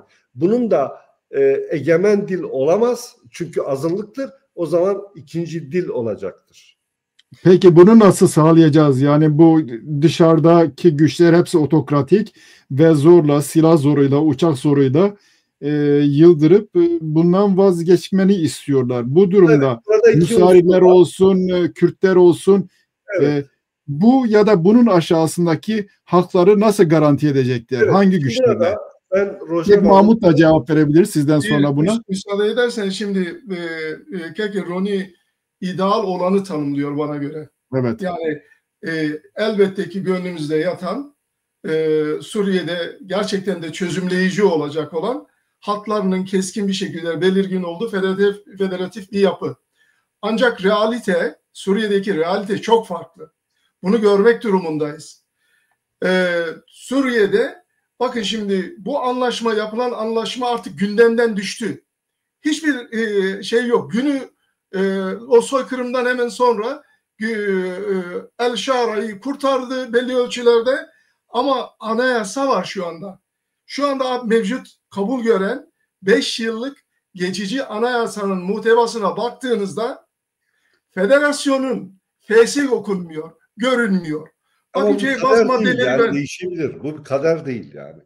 Müsaade ederseniz yapayım. Ya elbette ama bir de realite var. Yani Türkiye'nin oradaki Kürt örgütlerinin, Rojava bölgesinin gücü, diğer azınlık gruplarının gücü, bölgede hesapları olan bir ABD'nin vizyonu hedefledikleri, İsrail'in güvenliği, Türkiye'nin talepleri, İran'ın bölge üzerindeki talepleri, bunların hepsini bir potada oturup düşündüğünüzde federasyonun sizin belirlediğiniz çerçevede gerçekleşmenin imkanı yok. Ve bunun ilk adımı da zaten buna müsaade etmeyeceklerinin öngörülerini de anayasada görebiliyoruz. Anayasa bu Türkiye'de askeri darbelerden sonra oluşturulan anayasaya benziyor. Diyor ki mesela devletin adı Suriye Arap Cumhuriyeti olarak belirlendi. Bu devletin resmi dili Arapçadır. Cumhurbaşkanı başkomutandır. Milli Güvenlik Konseyi var. Başbakan şeriat hukuku var. Şeriat hukuku. Yürütmenin başı olarak belirleniyor. Cumhurbaşkanının özel af yetkisi var. Bu Selefi canileri gerekirse hepsini affedecek. İnanç özgürlüğü falan güvence altındadır. Vatandaşlar eşittir demeleri fazla bir şey değiştirmiyor. Serbest ekonomiden yana bir öngörüleri var. Yasama yetkisi diyor Halk Meclisi'nindir. Halk Meclisi'nin 2/3'ünü Jolani'nin atayacağı komisyon üyeleri tarafından belirleniyor. 1/3 de Jolani'nin kendisi tarafından belirleniyor. Ve dolayısıyla 3'ü de aslında doğrudan Cumhurbaşkanı tarafından belirleniyor. Mevcut anayasanın iptali edilip yerine 7 kişilik anayasa komisyonu kurulmuş. Ve diğer en önemli olgu da İslam şeria hukuku devletin temel hukuk kaynağı olacak diyor. Böyle bir belirleme var. Yani Kur'an hükümlerine aykırı bir yasal düzenleme olmayacaktır diyor. Ve onun için o var olan 8 maddelik anlaşma artık geride kaldı. Gündemde düştü. Şu anda mevcut kabul gören anayasal düzenleme çerçevesi içerisinde tek adam rejiminin inşası gerçekleşti. Otokratik bir rejim inşasının adımları atıldı. Bu kırıntılar, özgürlüklerle ilgili, adaletle ilgili kırıntılar şu anda geçici olarak bunlar yem olarak kullanılıyor. Bunlar güçlerini konsolide ettiği zaman bölgede federasyon bırakın bu azınlıkların isimlerini, asameleri okunur. Onları yerinde bulmak bile. Ben size başka bir şey söyleyeyim. Evet. Bakın, İsrail Şam'a 15 kilometre yaklaşmış ve yüksek tepelerden toplarla vurabilecek yakınlıktadır. Bir kere sizin söylediğiniz bir kader değil. Yani Jolani'nin Türkiye'nin, Suudi Arabistan'ın projesi yerel sosyolojiye uymuyor ve bu bizim avantajımıza. Bundan ötürü biz mazlumun işte Jolani'yle görüşmesini uygun görmedik bu arifede, katliam arifesinde. Doğru görmedik. Çünkü elimiz çok güçlü. 13 yıldır sen bölgeni tüm saldırılardan koruyorsun. Türkiye'ye karşı bile arkanda Amerika var ve yeni bir şey doğdu. Yeni bir cephe doğdu. İsrail cephesi. Yani Jolani'nin buna direnmesi mümkün mü? Adamı götürürler. Öyle kolay değil. Ya ben şunu da açıkça söyleyeyim. Yani Alevlerin gözü Kürtlerin gözünden çok daha fazla korkutulduğu için yani bu tür şeyleri kader gibi görüyorlar. Kader falan değil. Adamı götürürler. Yani siz diyorsunuz İsrail garantör. Ben size söyleyeyim. Bu çeteler yani çok saldırdı Rojava'ya. Ama sadece 7.000 tanesi 2 haftada Kobani'de öldürüldü. 7.000 tanesi. Ve bunlar sınır tanımıyordu Musul'dan çıkarken. Ve Saddam'dan kalma o ağır silahlar ellerindeydi. En sofistike silahlar. Böyle değil. Bunlar püskürtülür. Fevkalade püskürtülür. Çok özür dileyerek bir soru sorayım. Şunu gerçekten görmek lazım. Hayır, bir kere Rojava bunların yanında dünyanın gözünde yıldız gibi parlıyor. Ve bunlar dünyanın gözünde çete, katliamcı, talancı, dünya bunu görüyor. Ve bunların saldırıya uğraması durumda dünya sevinecek. Fakat tek bir kaygı var Batı'nın, göç dalgası kaygısı. Bu olmasaydı kimse bunlara yüz vermezdi. Bu çok önemli bir olay. Bakın şöyle bir sıkıntı var. Bir, Kürtler, Aleviler, Dürziler ve diğer Hristiyanlar, diğer azınlıklar arasında bir ittifak yok. Mevcut durumuyla hiçbir ittifak yok. İki, Rojava'daki özerk yönetim homojen bir yönetim değil. Daha şimdiden 3 ayrı grup ayrı söylemlerle öne çıkıyor. Türkiye'de bu Abdullah Öcalan bağlantılı kullanılan inisiyatifin oraya bir yansıması var. İran'ın o gruplar içerisindeki bazı kesitler üzerine etkisi var. Evet. Kürt Ulusal Konseyi ile oradaki mevcut yönetim arasında çelişkiler var. Bütün bunlar oradaki özerk yapı gücünü ve ABD'nin desteğini arkasına alarak programlı bir şekilde çetrefilli bir ortamdan çıkarak hareket edebilse belki dediğiniz mümkün ama bu koşullar şu anda mevcut değil. Peki bir şey sorayım. Yani dünya bahsediyorsunuz.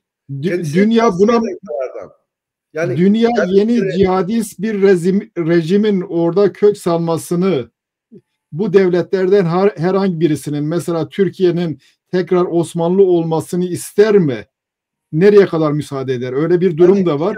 Bir ikinci faktör olarak da Birleşmiş Milletleri çağrıya çağırdı. Rusya ve Amerika. Sonra kapalı kapılar ardında bir toplantı yapıldı. Orada neler konuşulduğunu bilmiyoruz. Ukrayna'da anlaşma yapıldığı zaman bunun Suriye'ye ve Türkiye'ye yansıması ne olur? Yani şimdi bir kere bir kere Ukrayna Rusya savaşında her ne kadar bazı alanlarda Rusya hala işgalci durumdaysa da bir kere Rusya'nın burnu yere sürülmüştür. Yani dünyanın devasa coğrafyasına sahip bir süper gücü Ukrayna karşısında 4. yılında hala direnmeye çalışıyor, ayakta durmaya çalışıyor. Burnunu yere sürttüler. Yani Rusya anlaşma olacak yalnız değil mi? Yani beklentiniz? Anlaşma şöyle bir şekilde. Şimdi ateşkes var, anlaşma olacak. Fakat bu berabere kalmak gibi bir durum. Fakat korkunç bir zayiata uğradı. Korkunç bir zayiata. Ve Putin eğer bir süre sonra Putin diktatörlüğü ayakta kalır mı? Onu da bilmiyoruz. Sonuçta ekonomik olarak yani korkunç bir zayiata. Yani Kore'den tutalım Çin'e kadar yardım isteyen yani bir devlet gördük karşımızda. Yani Kore 12.000 savaşçı gönderdi. Hepsi imha edildi orada. Şimdi bu gerçek çok önemli. ve NATO karşısında diz çöktü. Şimdi Batı Avrupa genişlemesini, coğrafik genişlemesini o boyutlarda sürdürecek. Çünkü sonuçta işte aynı değerleri, aynı kültürleri paylaşan toplumlardır. Şimdi Orta Doğu'da farklı bir durum var. Yani dikkat edersen İsrail, yani bırakalım eğer Suriye için bir takım kararları varsa, İsrail Amerika'nın 51. eyaleti. Dolayısıyla birkaç hafta içerisinde ya da bir yıl içerisinde o Hamas'ı yani tarihten sildi. Çok önemli. İşte Hizbullah'ı yerin dibinde vurdu. Yani liderini ve tüm liderlerini ortadan kaldırdı. Sonra Tahran'ı vurdu. Sonra Türkiye korktu. Türkiye korktu, İsrail'le sınır mı olacağız? Ve buradan bir Kürdistan çıkacak. İsrail çok samimidir. İsrail modern devlettir. İsrail bir Yahudi devleti değil. İsrail bir Batı devletidir kültürel olarak. Yani o bizim bildiğimiz işte aşırı dinci, radikal Yahudiler gerçek bir İsrail'e karşı. Görüyoruz, onların bir takım yürüyüşlerinde görüyoruz. İsrail'e karşı yürüyüş yapıyorlar falan. Şimdi İsrail gerçekliğini şöyle görmek lazım. Yüzyıllardır Batı'da yaşayan Yahudilerin bir araya gelerek devlet kurma arzusunun gerçekleştiği ve dolayısıyla Batı'daki çoğulcu sistemleri kabul etmiş ve hakeza İsrail'in kendi içinde 2 milyonluk Arap nüfusu tamamen neredeyse bir federasyon yaşıyor. Yani üniversiteye kadar, eğitim haklarından tutalım belediye haklarına kadar biz evet İsrail'de doğrudur, Araplar sadece bir coğrafyada yaşamadığı için bir merkezi ademi merkeziyetçilik İsrail'de var. Bakın, çoğulcu sistemi yaşıyor. Yani İsrail'deki Araplar gidip Filistin'e karşı bile savaştı. Yani bu çoğu zaman gönüllüdür diye düşünüyorum. Çünkü askere gönüllü gidiyorlar orada. Şimdi bunlar hepsi çok önemli olaylar. Dolayısıyla Kürtlere karşı da büyük bir sempatileri var. Kürtlerin bir kere İsrail'le dost olması lazım. Bu bizim David Koridoru dediğimiz koridor çok önemli. Şimdi o koridor kime aittir? 100 yıl önce Suriye diye bir devlet mi vardı? O coğrafya Fransız sömürgesiydi. Fransız sömürgeciliğinden önce Osmanlı'nın orada egemen olduğu, bizzat Mustafa Kemal'in Filistin'de ve Suriye'de işte ne bileyim bir komutanlığı vardı. Kaybetti, kaçtı, geldi. Yani İstanbul'da İngilizlerin desteğiyle yeniden böyle Türkiye'nin kurtarıcısı olarak sunuldu falan. Bu gerçekleri görmek lazım. Şimdi dolayısıyla Suriye diye bir devlet yoktu. Oradan bir oluşturulacak bir koridor Rojava ile İsrail arasında kurulacak. O coğrafyaya bir rönesans getirecektir. Bir ışık getirecektir. Bir güvenlik getirecektir. Alevler bu temelde korunabilir. Unutmayalım. Bu çok önemli. Ben İsrail'i çok önemsiyorum. Çünkü İsrail bilimsel yaşayan bir devlettir. Dinsel değil. Bilimsel yaşayan. Ve Dürzileri peki Dürzilere neden dokunulmuyor? Eğer Nusayriler İsrail'e güvense, Kürtler de İsrail'e güvense, İsrail'in formülü federasyondur. Federasyonun hayata geçmesi Suudi ve o ilkel gerici Katar ve ilkel gerici, tekçi, ırkçı, yani Türk bir ırk sistemidir ve yapay bir ırk, sonradan oluşturulmuş dehşet bir şey ve daha keza Türkiye, unutmayın, bir Alevi katliamcısı bir devlettir aynı zamanda. Şimdi bunu Türkiye'deki bizim CHP'ye sığınmış Aleviler görmek istemiyor. Bu da ayrı garip bir durum. Ve dolayısıyla Türkiye, Katar ve Suudi Arabistan İsrail'in federasyon formülasyonu karşısında boşa çıkacaktır. Yani bundan daha muazzam bir fırsat olamaz. Dolayısıyla Türkiye'nin dayatmalarını kader gibi görmenin, Jolani'nin oluşturduğu, Türkiye'nin oluşturduğu, Jolani'nin eline verdiği o anayasa fevkalade gümrüktiye gidebilir. Burası Orta Doğu'dur. Gördük son bir yılda İran'ın tüm o ahtapot kolları kesildi. Nasıl vuruldular? Onlarca generali ortadan kaldırıldı. Yani Jolani'yi orada tutmak öyle kimsenin haddine olmayabilir. Ki evet, bir kelle kesen bir katildir Jolani. Yani affedilmemesi, onun yargılanması lazım. Ben şöyle düşünüyorum. Yani ileride eğer Jolani ya da Jolani'yi destekleyen güçler çok ileri giderse muhtemelen bu ilişkinin değişmemesini, dengenin değişmemesini isteyen güçler bu protokolü referans göndererek çeşitli müdahaleler yapma imkanına sahipler. Bu İsrail olabilir, Amerika olabilir, diğerleri olabilir. Protokolün böyle bir avantajı var. Şimdi diğer taraftan Kek Mahmut sana soracak olursam, jeopolitik değişti. Jeopolitikle birlikte aradaki Suriye hükümeti gidince Türkiye ile İsrail neredeyse komşu duruma geldi. Ama gerçekten Türkiye'nin yönetiminde olan bir Suriye olduğu zaman fiziki olarak da bunlar komşu haline gelecek. Acaba Türkiye İsrail'le çatışma riskini taşıyan böyle bir komşuluktan yana mıdır, yoksa o da kaçırmak ister mi? Bu bağlamda Türkiye ile İsrail arasında savaş risklerini giderebilmek için başka bir şey düşünülmüş olamaz mı bir denge unsuru olarak? Yani şunu ilk önce mevcut uluslararası sistemin çatırdadığını, yok olmak üzere olduğunu görmek lazım. Yani mesela bu Gazze'deki savaşta örneğin 10 binlerce insan öldü. Ama uluslararası kurumlar, Birleşmiş Milletler gibi hiçbirisinin işlevi olmadı. Evet. Alınan kararların hiçbirisi uygulanmadı. Belirleyici olan şu anda bu dönemde öne çıkan sizin gücünüzdür. Gücünüz varsa istediğinizi yapabiliyorsunuz, yoksa hiçbir şey yapamıyorsunuz. ABD'deki Başkan Trump'ın seçilmesinden sonra adamın söylediği zaten şeye dönüşüyor. Bir 18. yüzyıla bir dönüş var. Gücün varsa işgal edebilirsin diyor. Panama'yı işgalden bahsediyor. Greenland'dan askeri güç kullanarak işgalden bahsediyor. Kanada'yı ilhaktan bahsediyor. Bunlar böyle sıradan sadece onun aymazlığına verilecek şeyler değil.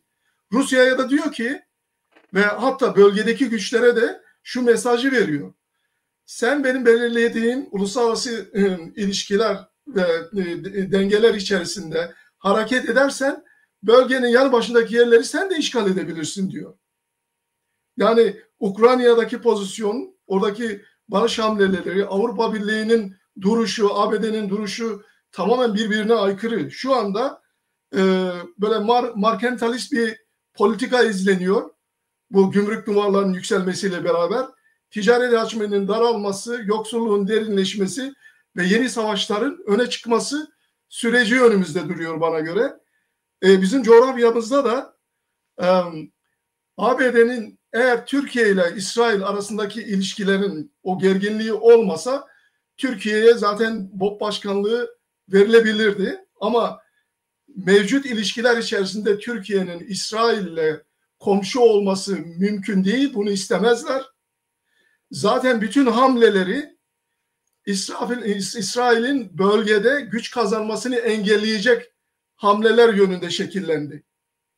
Güç kaybetmesini engelleyecek. Tabii güç onu yani evet. Çünkü biraz ABD ile olan ilişkilerinde bir yumuşama olsa, kendileri Suriye içerisinde daha fazla güç kazansalar, belki de işgal etseler, İsrailler yan yana geldiklerinde Türkiye'nin hiçbir zaman yararına bu olmaz. Onu engelleme amaçlıdır. Bölgeyi yeniden dizayn etme ve güç balansını, oradaki jeopolitik dengeleri kendi aleyhlerine oluşturma çabaları bundan kaynaklı. Bunu böyle bir şey istemezler. Ben Türkiye ve İsrail'in komşu olma yönünde yani hamleler yaparak belli kazanımlar etrafında uzlaşacaklarını sanmıyorum. Böyle bir şey İsrail'in güvenliğini tehlikeye düşürür. Bölgedeki bütün azınlıkları başta Kürtler olmak üzere ulusları tedirgin eder ve zarar verir. Ben yine şöyle düşünüyorum. Türkiye'yi küçümsememek lazım. Bölgede çok ciddi bir askeri güç ve mevcut haliyle de ABD ve Türkiye'nin bölgedeki jeopolitik talepleri, öngörüleri tamamen farklı. Bu büyük bir savaşın tetikleme koşullarını yaratabilir. Kürtler de öyle İsrail'e, ABD'ye güvenerek hamlelerini yaparlarsa çok ciddi sıkıntılar da yaşayabilirler. Bunu bir korku olarak görmemek lazım. Real bir durum bu. Önümüzdeki dönem içerisinde bu güç hesaplarının çok dikkatli, çok detaylı düşünülmesi ve planlanması gerekiyor. İdeal olan başka bir şey ama güç dengeleri ve dayatılan durum bambaşka bir durum. Peki Kekroni, İsrail gerek Türkiye'nin baskılarını gerekse Colani'nin muhtemel olarak Kürtlere güçlendiğinde saldırması halinde yapabileceği hamleleri ne kadar tolere edebilir? Türkiye ile İsrail arasında doğrudan bir savaş riski görüyor musunuz? Ne diyorsunuz bu konuda? Bu aşamada görmüyorum çünkü yani bize tüm hangi durumda o risk var? Bir kere yani sıra İran'da diyelim. Evet. Çünkü tüm bu bir takım senaryolar, Pentagon raporları bize Suriye'nin sırada olduğunu gösteriyor. Fakat Türkiye'nin NATO'daki varlığı da tartışılır hale geldi. Şimdi Türkiye yıllarca Avrasyacılığı oynadı. Mustafa Kemal de Avrasyacılığı oynadı Batı'ya karşı. Çünkü o dönem işte komünizm hülyası ve hatta Lenin'in Türkiye yardımları biliniyor.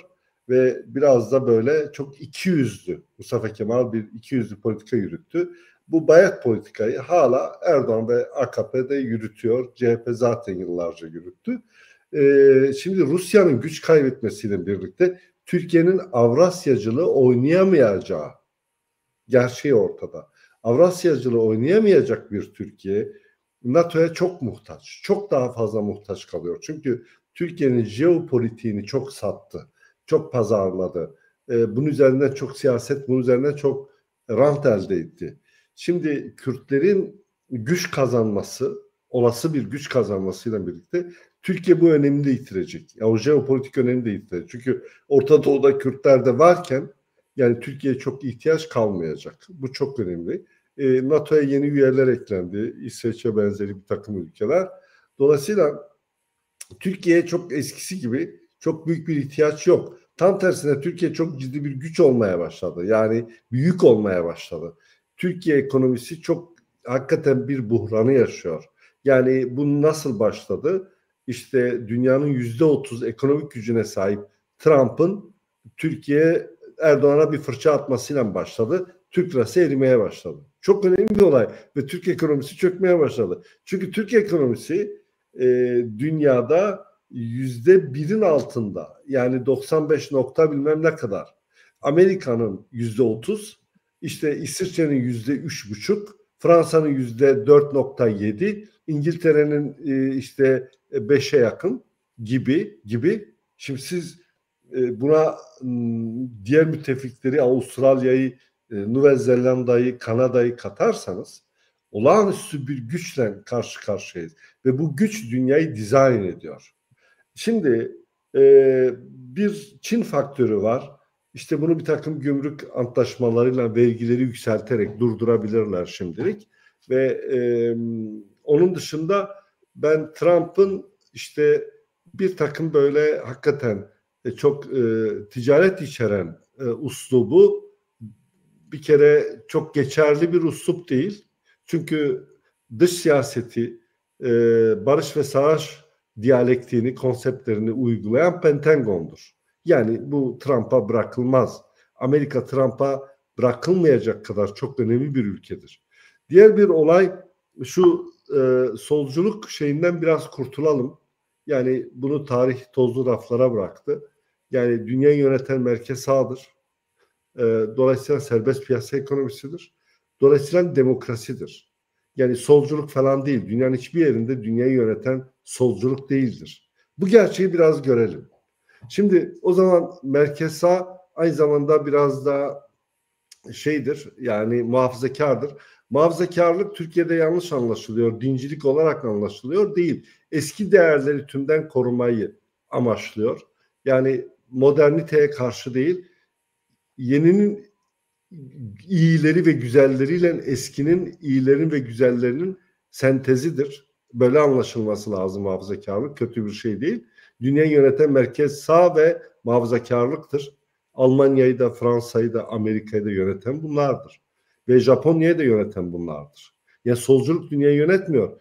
Ve yeni bir diktatörlük biçimi var dünyamızda. Bunlar işte askeri darbelerden sonra sivil diktatörlüklerin geliştiğini görüyoruz. Türkiye'de, İran'da, işte Rusya'da, işte Mısır'da ve benzeri ülkelerde yeni sivil diktatörlükler biçimi ortaya çıktı. Bunların çoğu 20 yıldır iktidarda, belki de 30 yılda kalabilirler. Sonra tepe takla gidecekler.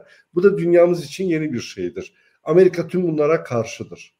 Ve ben Amerika demokrasiyi çok önemsiyorum. Çoğulcu bir sistemdir. Çok önemlidir.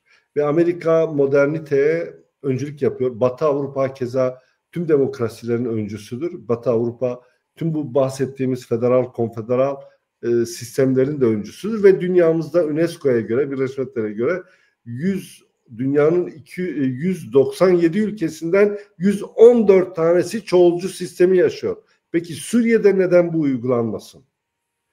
Diğer bir taraftan BOP başkanlığına daha çok işte Türkiye ya da Erdoğan bunu daha çok Türkiye çıkarları için kullandı ve sürekli erteledi. Sonra birden Erdoğan'a ekarte ettiler ve bu sorumluluğu, bu işi İsrail'e verdiler. Ve şimdi İsrail adam akıllı vuruyor ve vurmaya devam edecek. Bize İran'a sunulan şartlar var. İran bu şartları, yani kitle imha silahları, bakın çok önemli, insanlık suçu işliyor. Sen bunları eğer yasaklamazsan, imha ettirmezsen, bize teslim etmezsen, yani Saddam'a yaptıkları operasyonun benzeri. Bizim saldırı hakkımız var. Eğer İran bunu kabul ederse çoğulcu sistemi de kabul etmek zorunda kalacak. Farklı dil ve kültürleri. Eğer kabul etmezse İran havadan bombalanacaktır. İran'ı havadan bombalamaya hiç kimse engel olamaz. Çünkü Rusya eski gücüne sahip değil. Çin de fevkalade korkuyor ve biraz da coğrafik olarak uzak. Dolayısıyla İran'ı bir şey yapacaklar. Yani İran'ı bir hizaya getirecek. Buradan bir rojlat ortaya çıkacak. Bu yüzyılın başı Kürtlerin devletleşme yüzyılıdır. Bunu böyle görmek gerekiyor. Ve Kemalizm çürümüştür, bir fosildir. Kemalizm hiçbir şeydir ve izim yok orada. Yani Kemalcilik vardır. Ve dehşet, despotik, yani etletik bir ulus yaratmış. Ve Kürtlere sahte bir kimlik veriyor ve Kürtler sahte bir kimlik taşıyor cebinde. Kendilerine ait olmayan, buna karşı olmak lazım. Ve Kürt Alevilerin birincil değeri kendi ulusal kimliğidir. Bir de onun inanç boyutu vardır. Onu da sonuna kadar koruması lazım. Asimle Türklüğe entegre olmuş, asimle olmuş Aleviler Kemalizmi benimsiyorsa Kemalizme kurban olmuşlardır.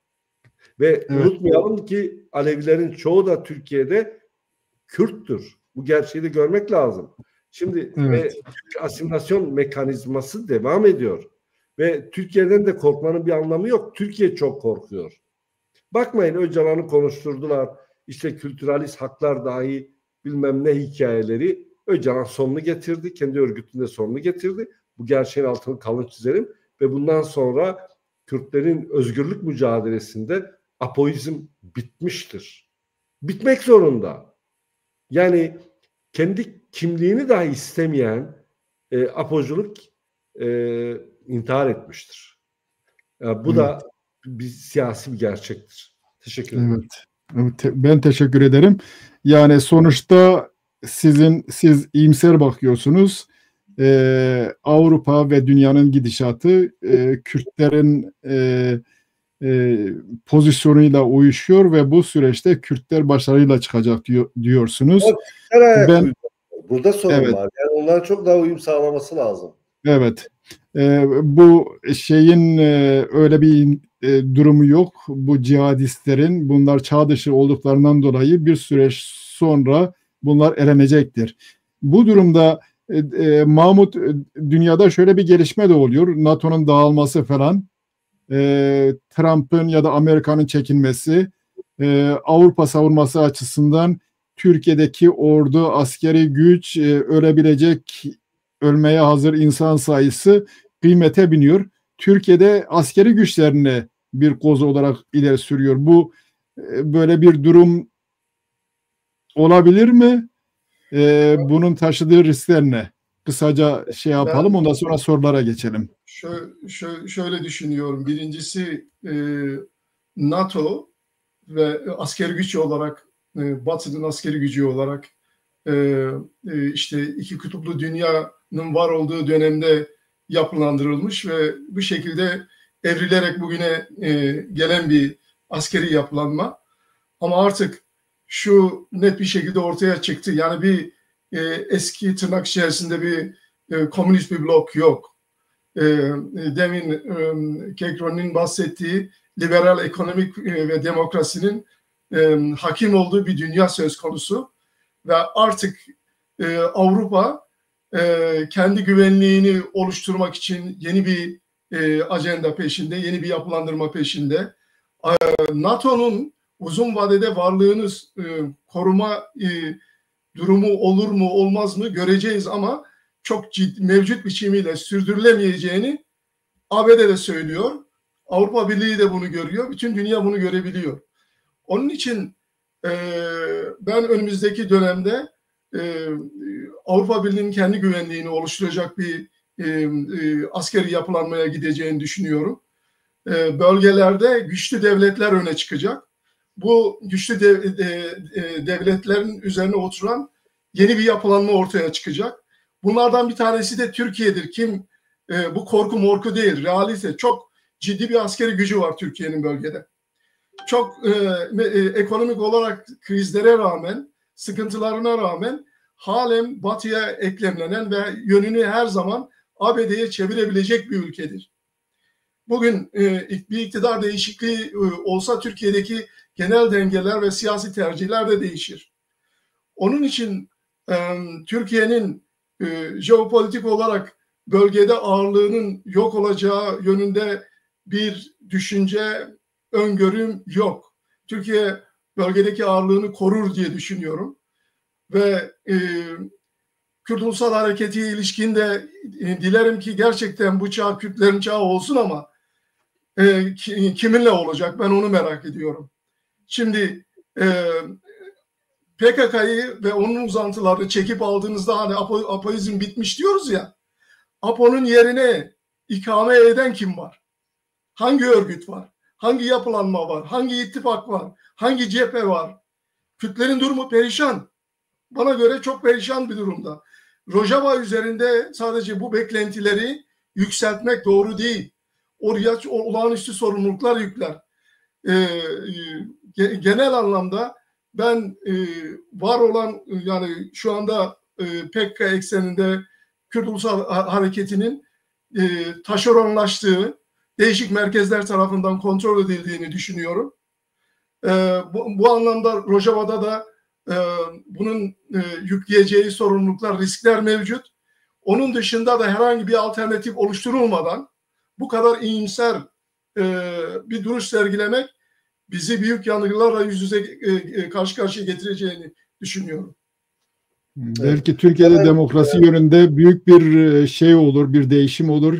Yani öyle bir umut var mı? Ben sizin kaygınızı anlıyorum. Fakat örgütlerin de yeterince istifade edemediği çok kökleri tarihin derinliklerine dayanan bir Kürt sosyolojisi var. Ben buna güveniyorum. Her şeye rağmen asimile edemediler. Asimile edilmesi mümkün değildir. Siz bu Nevroz'da görün. Orta Doğu'da, Kürdistan coğrafyasının dağlarında o meşaleler, o halaylar, o ne bileyim yani siz Pers, Türk, Arap müziğine bakın.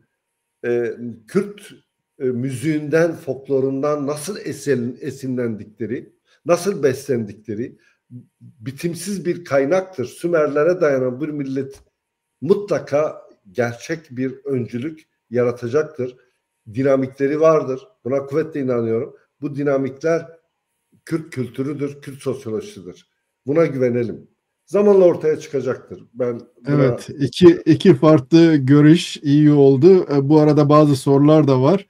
Anti Pinokyo isimli bir izleyicimiz soru: Dürziler yakın zamanda referandumu yapıp İsrail'e bağlanmak isterse VTŞ, YPG, SDG'nin desteğe çağırma hakkı var mı? Bu Mazlum Abdi ve Kolani anlaşmasıyla. Aksine bir durum söz konusu değil mi? Yani Suriye devletinin Esad kalıntılarına ve güvenliğine ve birliğine yönelik her türlü tehdide karşı mücadelesini desteklemek gibi bir madde var 6. maddede. Ne diyorsunuz? Evet. Buyur. Alican, Dürzilerle ilgili bilmiyorum takip edebildin mi? Baha Cemal'ın bu askeri komutanlarından bir tanesi. Bir de ruhani liderleri Hikmet el-Hicri, yanlış telaffuz etmiyorsam, deklarasyonları var. Ahmet el-Şara'yı tanımadıklarını deklare ediyorlar. Evet. Silahlı gücümüz var. Sonuna kadar direneceğiz. Bize yardım eden İsrail için teşekkür ediyorlar, kendilerini korudukları için. Kürtlerin de taleplerini destekliyoruz diyorlar.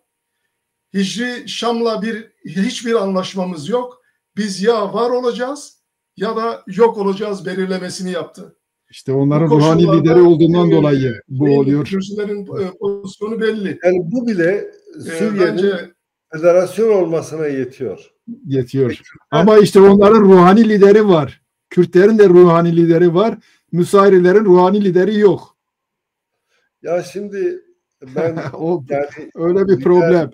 Evet, yalnız 6. madde YPG'ye çağrı yapıp onların desteğini almasına imkan vermiyor. Öyle bir şey söz konusu. Çünkü açıkça söylüyor, yani Suriye devletinin Esad kalıntılarına ve güvenliğine ve birliğine yönelik her türlü tehdide karşı mücadelesini desteklemek gibi bir şey var. Artık burada nasıl çıkarlar bilemiyorum. Evet. Sonra bakayım başka sorular var mı yok mu? Kürdiye'ye. Seyda Alpşen soru: Batı İsrail'e Suriye'nin güneyini, Türkiye'ye kuzeyi vermeye razı olur mu?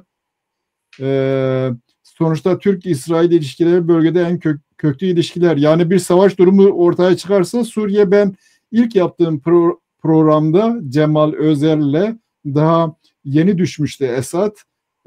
Eğer bir denge unsuru oluşturulmazsa İsrail de Şam'ı işgal eder ve oralara muhtemelen kendisine yakın olan güçleri yerleştirir. Yani böyle bir durum söz konusu. Siz ne dersiniz? Evet, ya zaten İsrail bir kısmını yani ele geçirmiş, Golan Tepeleri ve bu su kaynakları demektir ve askeri olarak da en stratejik bölge demektir. Ya Şam'a da 15 kilometre mesafede konumlanmış durumdadır. Şimdi biz bu gerçeğe baktığımızda Nusayrilerin bu çıkışı olağanüstü, cesur ve tarihi bir fırsat olarak duruyor. Bu bile Suriye'nin federasyon olabileceğini ya da Rojava'da daha çok federasyonun altında ki bir takım sistemlerin savunulmasının ne kadar yersiz olduğunu gösteriyor. Rojava'nın da mutlaka federasyon istemesi ve Dürzilerden çok daha farklı ve güçlü, çok daha geniş bir sosyolojiye ve bir coğrafyaya sahipler. Ve dilleri de, kültürleri de farklı. Yani bu çok önemli bir olay. Ve ben İsrail politikalarının Suriye'de çok daha fazla etkin olacağını, bunun da çok daha demokratik olduğunu, federasyona tekabül ettiğini, dolayısıyla zaman içerisinde bu etkinlik kazanacaktır. Ben Suriye'ye karşı fevkalade zayıftır. Türkiye'de hakeza öyle. Çünkü biz bir kere Amerika bu süreçte biraz sessizdir. Sessiz olması aslında biraz da İsrail'in ön plana çıkmasından kaynaklanıyor. Yani çünkü İsrail Pentagon'la direkt işbirliği içerisindedir. Bunu unutmayalım. Ya bu cesareti nereden alabilir? Yani İsrail. Bu bir kere Amerikan politikası. Amerikan politikası Suriye için bir federasyon. Kürtlerin federasyonu istememesi intihardır. Mazlum için de söylüyorum. Hele bir kere Salih Müslüm'ün sürekli PKK'ye sığınması, APO'ya sığınması kişisel yetersizliğinden kalmasından kaynaklanıyor. Öcalan'a sığınarak var olmak istiyor. Öcalan da tümden kendini feshetme kararı aldıysa Salih Müslüm gibileri de feshedilecektir ve olmalıdır. Onun Rojava üzerinde hiçbir konuşma hakkı yoktur. Yani bir kere o çetelerin politikasını destekler bir dil kullanması, Türkiye'nin politikasını destekler bir dil kullanması Kürt halkına karşı hakikaten büyük bir sorumsuzluktur. Yani Evet. büyük bir sorumsuzluktur. Evet. Bir saat 50 dakika olmuş. Sadece bir sürü arkadaş yorum yapmış. Ben yorumlara girmeyeceğim. General Mazlum kendi isteğiyle mi gitti? The Kurds yoksa USA'nın talimatıyla mı gitti? Sonuçta garantör devletler USA, Fransa, Cermeni, Britanya var. Kek Mahmut ne dersin? Ya başından da ifade ettiğim bu Aman zirvesinden sonra o bölgedeki ABD Merkez Kuvvetleri Komutanı'nın trafiği, sonrasından Kobani'ye gidişi, oradan IŞİD kamplarını ziyaret edişi, 3 tane Amerikan helikopteriyle Mazlum'u Şam'a götürmeleri bu işin ABD tarafından organize edildiği ve hatta dayatıldığı yönünde bir sonuç ortaya çıkarıyor. Evet. Benim bir diğer söylemek istediğim olay şu, şimdi ben kulağıma çok hoş geliyor. Ronnie'nin söyledikleri, olması gerekenler de onlar ama bugün Kürt siyasi hareketinin temsilcileri bunların hiçbirisini bu ilişkilerde telaffuz etmiyor. Bu ortamda nasıl biz çok böyle optimist davranabiliyoruz onu anlamıyorum. Yani adam 8 maddelik bir anlaşma var. Oraya imza atılmış. Muhtevası belli.